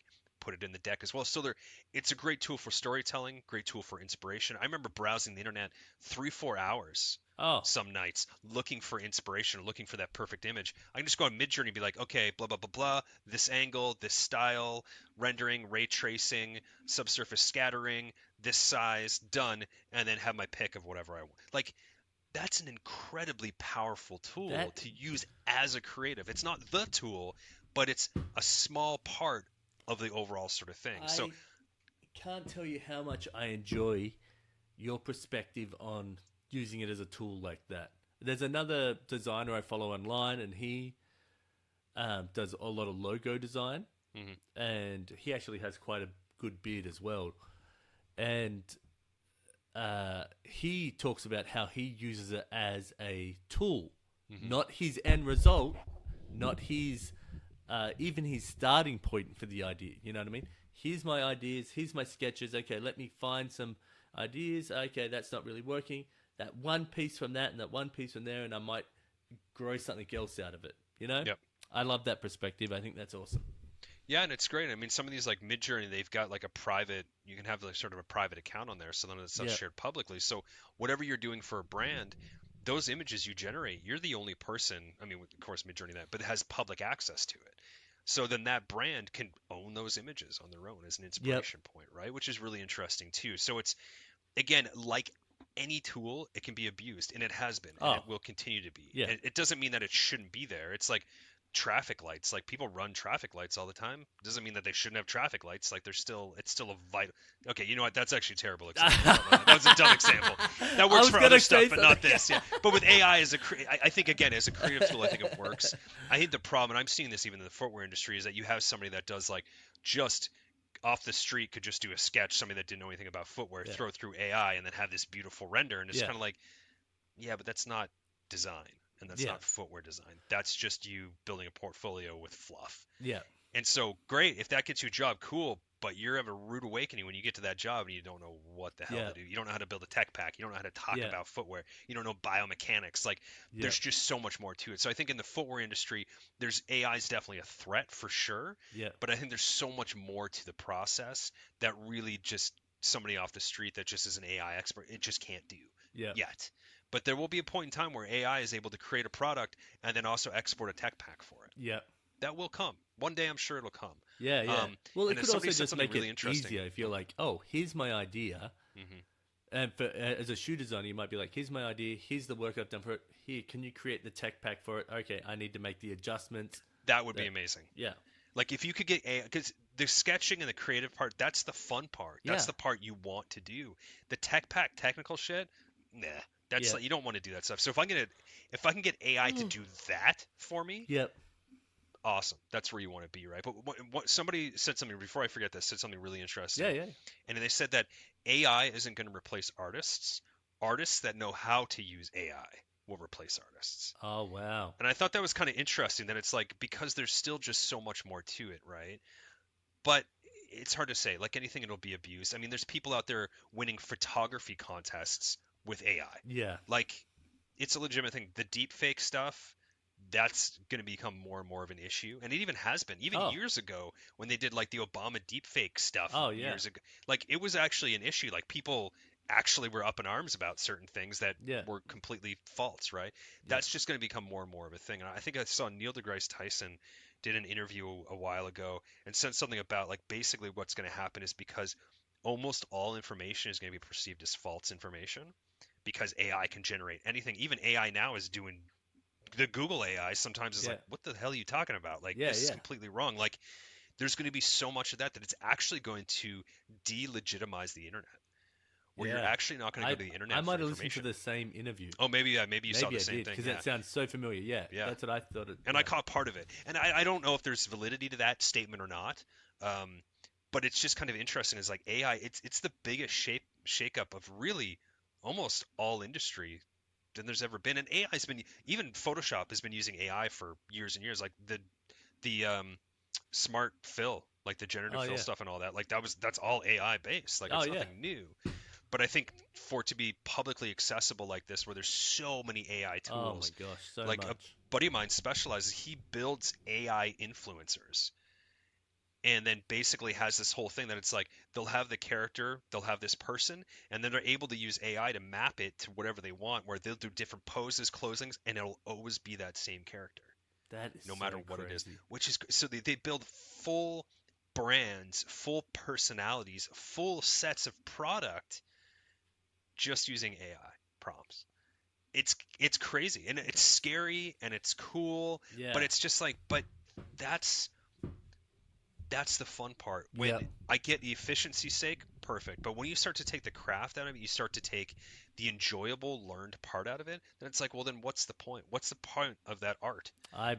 It just devalues it. I couldn't agree more with that. I actually have two friends that are in two different industries, but they're in the tech world, very, very, very different industries, and their bosses are basically like, you are going AI 100%. Both of them. They're like, we just need more AI. Figure out ways that we can use AI. I want to implement these ways. Like everything they can do, they're just throwing it. I saw a great meme the other day. There was a drawing, a person standing next to the wall, a person holding one of those big round trombones, and a person blowing it. And the person has me, AI is the trombone, and the boss going boom, like Yeah. yeah. And that's because and this is the part where the creativity, artistry and artists not being respected throughout history, really. That's a big part of what that is that basically corporations, they're not about respecting the individual. They're not, most corporations aren't really. Essentially, it's just about making money. That's all it is. I mean, that's the American way, right? That's essentially what it is. That's the culture here. So essentially, if they can cut people out of the process to make it more efficient and save them some cash, that's all that matters. Yeah. And in a lot of cases, it's not about getting a better product. It's not about any of that. It's just about saving money and getting some sort of output. Yeah. That's all it is, right? And that's when it starts to get lost, right? And then that's when you start to get at odds with leadership, with creatives, with all these sorts of people, where that message comes down. And we've come across this, work with a studio on the side that focuses on footwear stuff for bigger brands. And one of the big asks has been just working AI into the footwear process. And if we catch wind that the reason they want to do it is because they want to get rid of designers, we just straight up say no. Like, we're not going to walk them through the process. We're not going to show them how this is done. Because that's not the goal. The goal is to make designers' life easier, to in turn get a better product, because you get better product out of designers that are doing their job more efficiently and better. That's essentially what it comes down to. If people aren't burnt out, they're going to do a better job. Yep. It's not rocket science. It's really not. It's the most simple. And if AI can get us there, great. But I don't endorse AI replacing people and jobs. I really don't, because it's especially creative jobs. Really any job, but creative jobs especially, because that creativity, not everybody has it. Most people that don't have it can obviously learn, and they can nurture it. Everybody's creative in a certain extent. Everyone is creative. Yeah. Everyone, no matter who it is. Yeah. And everybody exhibits creativity daily, whether they know it or not. But essentially, people that call themselves creatives or people that are in the creative industry, it's such a unique sort of thing. It really is. Well, you've trained your brain to think creatively, to solve problems, or to find, even find problems to solve. You know what I mean? And so you're like creating, like I want to create a picture of a pencil, right? And I'm like, okay, I've created the problem. Now I've got to find the solution. What does that pencil look like? Is it pink, purple, lead? Like, you have to solve and problem solve and all that stuff, but your brain is trained to have those neuron paths find it differently. Yeah, to ask why. To it's interesting with so much people. Oh, it's like something sticky from this, like, I'm fidgeting with something on my desk and I got something sticking in my face. So, that's okay. I had a terrible night's sleep last night, so I've been like trying not to yawn this whole time. Oh, and so I've been like, no, all good. You know what you do? Just give me a heads up, and then I'll be, okay, that's fine. You can yawn as much as you want. Yeah, no. No, I get it. But yeah, I can't remember what I was going to say. But yeah, it's just interesting, like, really with the creative fields and stuff, is that people that, like, my father is a great example. Like, he doesn't consider himself creative at all. Super religious guy, super sort of like does his thing high up in the church that they're in and all that stuff. I'm not part of that. That's their world. But I'm talking to him, and he does like Bible studies. He does all this sort of stuff and that. But within that, he figures out how he's going to give a sermon, and he pieces together these things, and he comes up with an illustration that he's going to use to tell a point. And I'm like that is creative. Like, you're not making something aesthetically pleasing in front of you. You're doing something different. You're telling a story and teaching a lesson creatively. Like, that's super creative. In fact, there's a lot of creatives that wish they had that creativity. That don't. Like, that's a big deal. So, like, and the day that you structure your day, even part of like people that are in leadership roles that are building out calendars and building out ways to teach their best way to teach sort of people underneath them, or how to guide or leadership in themselves. That's problem solving. That's creativity. Like, I try to figure out how to teach somebody specifically something that has a different way of learning something. That's creativity. Like, we do it every single day. Yeah. We just happen to have the luxury of like imagining something and then making it a thing. Yeah. That's the advantage we have, right? So I think there's something about that it can't be lost. Yeah.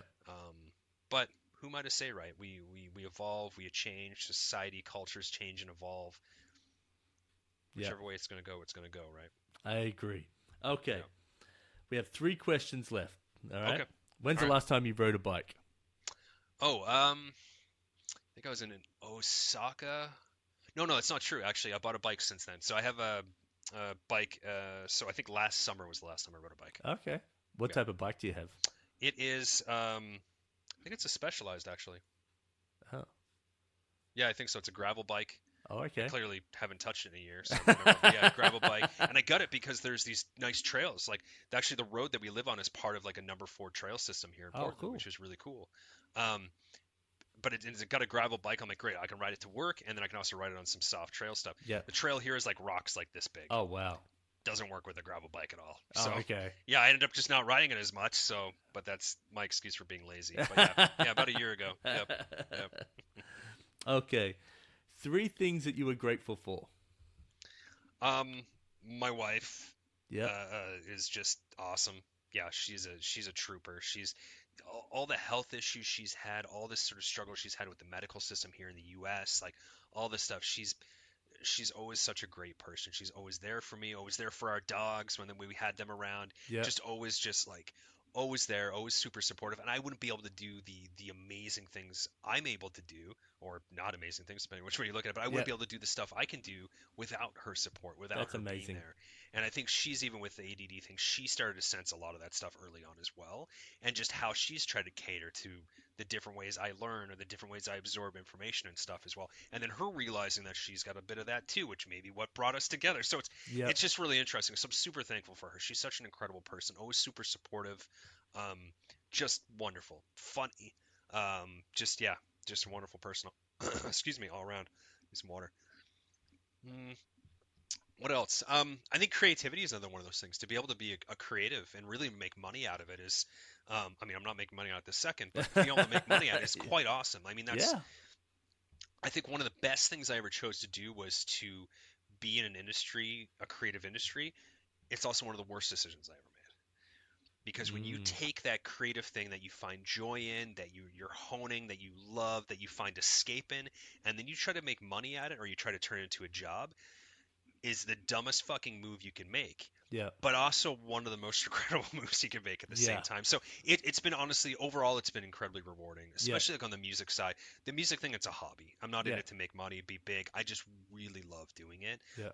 And it's one of the reasons I started up a band, was to have that other sort of creative outlet. I was just doing this heavy illustration work, these big pieces, and it just got to be so, you just get buried in it. So you need that other creative outlet, right? And it's definitely my belief that no matter what creative field that you're in, you need a hobby. You need another creative, whether it's woodworking, or whether it's you're collecting bottle caps. It doesn't matter what it is. You just need those other outlets, those other things to do, right? Yeah. I think it's incredibly important, again, to get yourself out of that specific mode here and mix it up here. And sometimes I'll find I'm stuck here creatively with illustration work. I'll go work on music for a couple hours, and then that reinvigorates stuff, and I'm able to come back to this and reapproach, or vice versa. Right?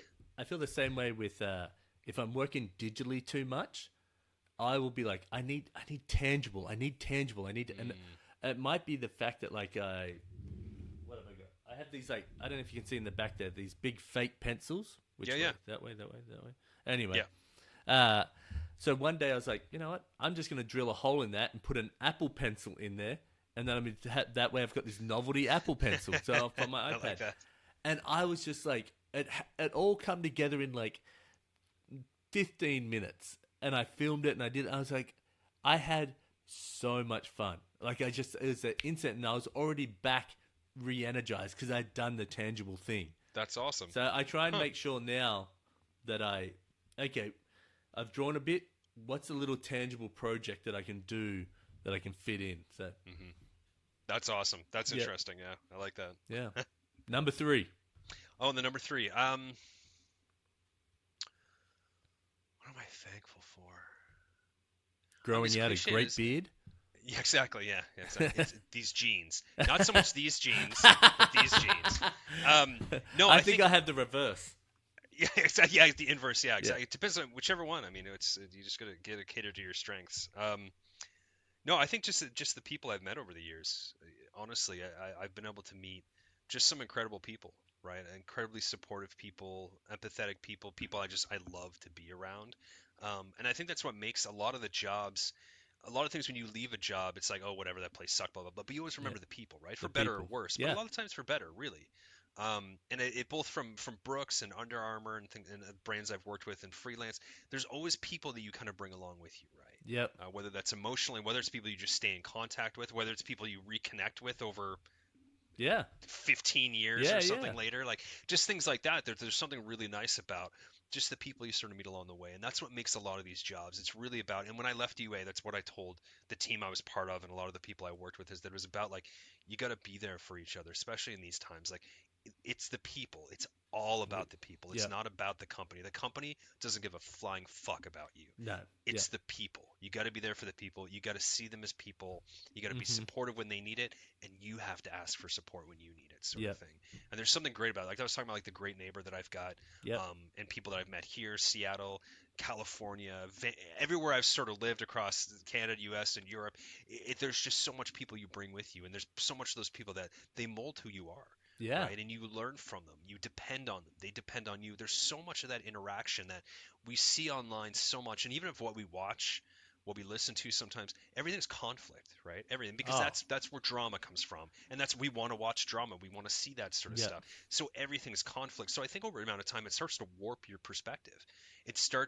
You start to approach everything is like, oh, this is going to be a conflict, or everything is a conflict, or if this, and especially with my brain, where my brain's a lot more literal, Mm-hmm. it literally goes into situations being ready to fight. Yeah. When it's like, oh, that's not this situation at all. And I thought it was really interesting. There was a guy, he had just gone to a big brand in footwear, and he'd been at another brand for years, and he was always in that brand. It was always, you go into a meeting and you're fighting and you're defending and you're against this and no, and he said he went into a meeting like that at his new job, and it was nothing like that. Oh wow. So he went into this meeting super defensive. Nobody could tell or anything. Yeah, But went yeah, this yeah. meeting super defensive, and everybody was collaborative and talked through ideas and wanted to fix stuff and had the same goals and were like really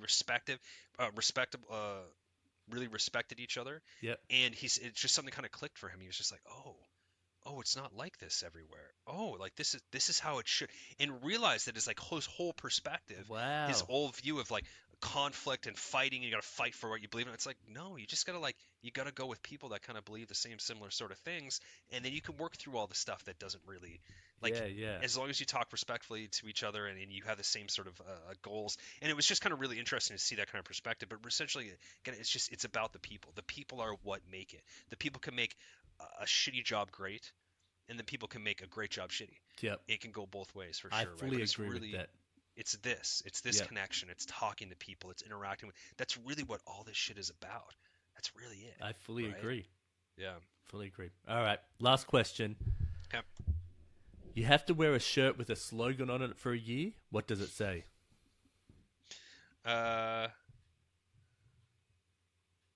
What was it? I've got a T-shirt and I love it. So, brand called Sheely Co. And it's a buddy of mine here, Damon Sheely here. Great guy. He does a lot of really cool art. I think I actually have a piece of his like right down there. Oh, cool. On my mess of stuff behind me. Oh yeah, you've got a mess. I've been. Well, no, hiding yeah, it. it's fair. Yeah, mine's actually cleaner compared to that. I get it. Yeah. Yeah. Mine's just not exciting to look. Yours is exciting to look at. Nah, mine's just like chaos. a printer. This is like my brain back here. It's Yeah, just no, that's chaos. perfect. That's great, as it should be. But he said something about like, what is it? Good things take time, but time takes good things. Oh yeah, that's good.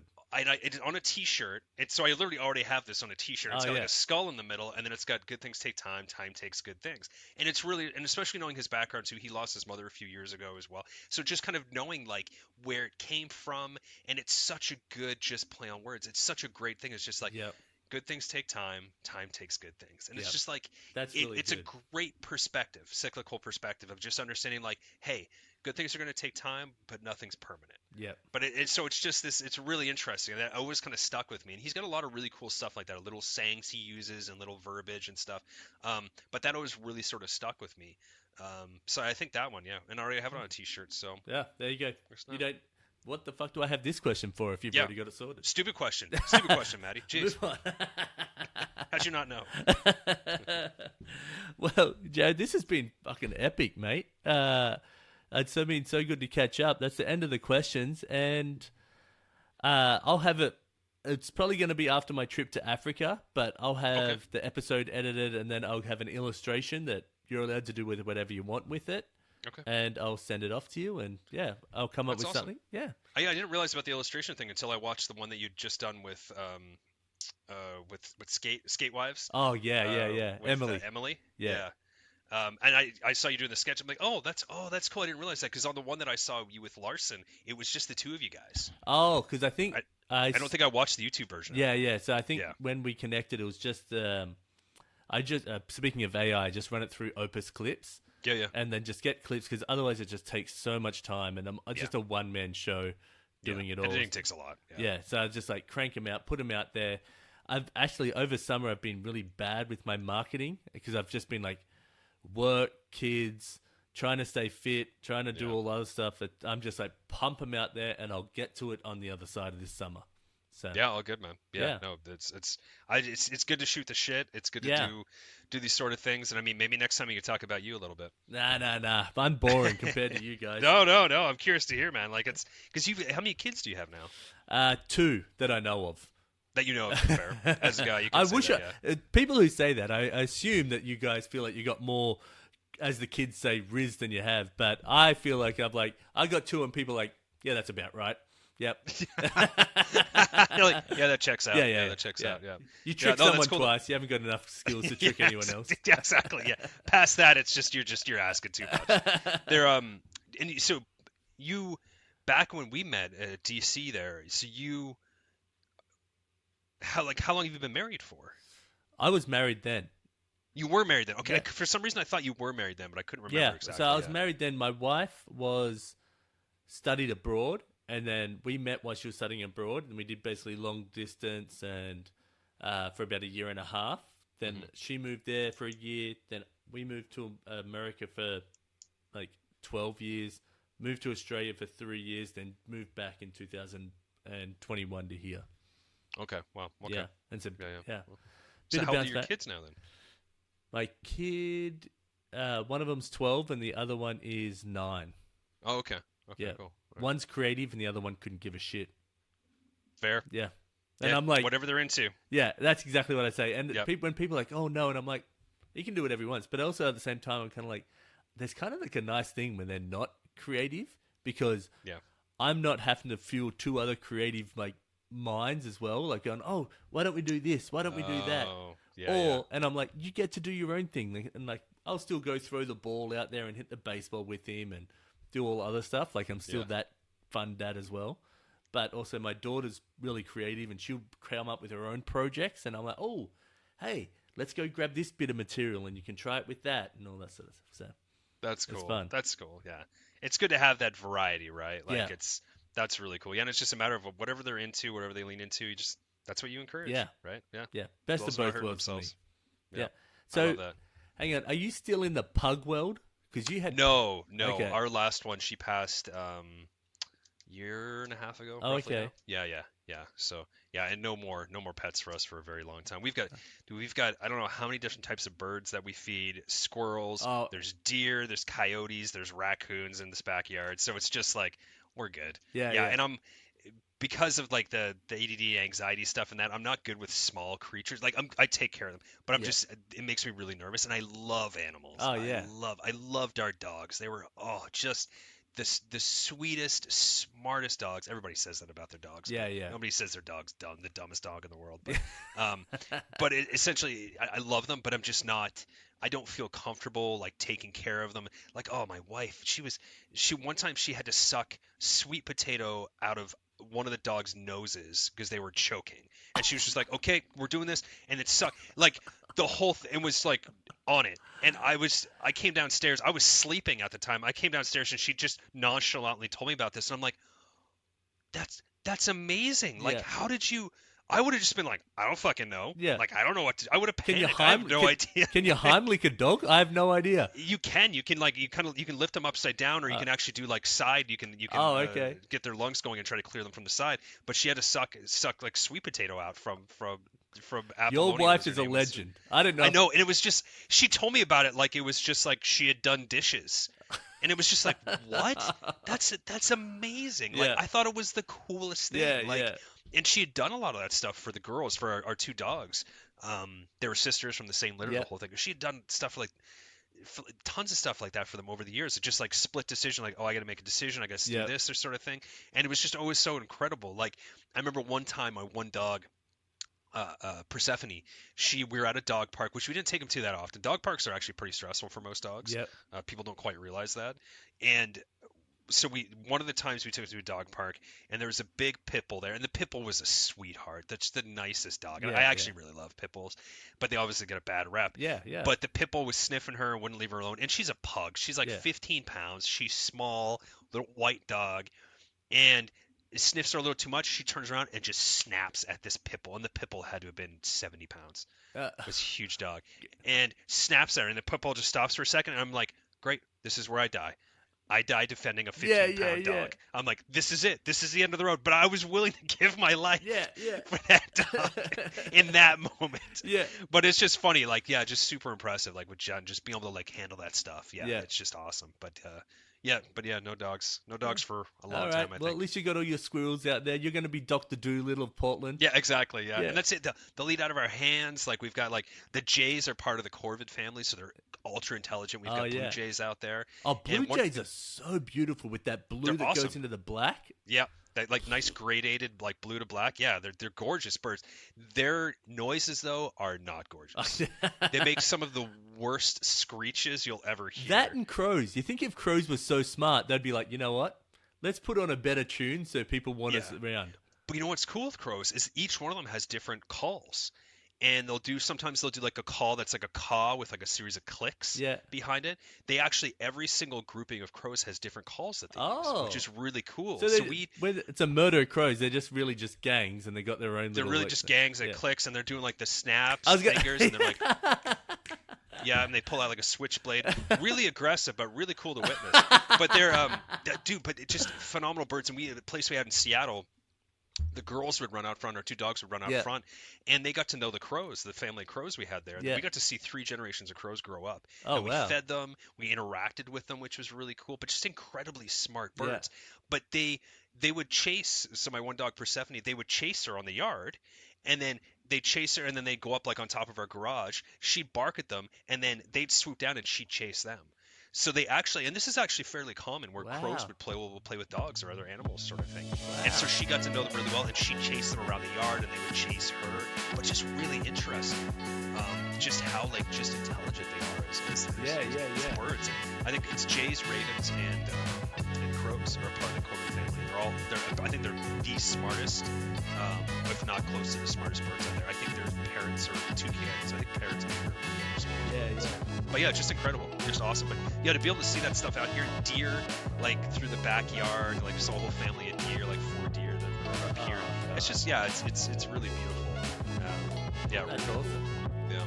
Well, thank you, Jared, for being on here. Thank you, Matty. Yeah, appreciate it. Man. Thanks. It was awesome. It's always good to catch up. If you ever back up here, let's get a coffee or something like that and catch up. That'll be. I definitely will. Yeah. A lot of the sort of jobs we've been looking at have been actually are out of country. So I think what's going to happen if I do end up taking one of them, we'll do kind of a trip up and down the coast to visit friends and stuff. So I'll definitely hit you up on the way through. So that'll be sick.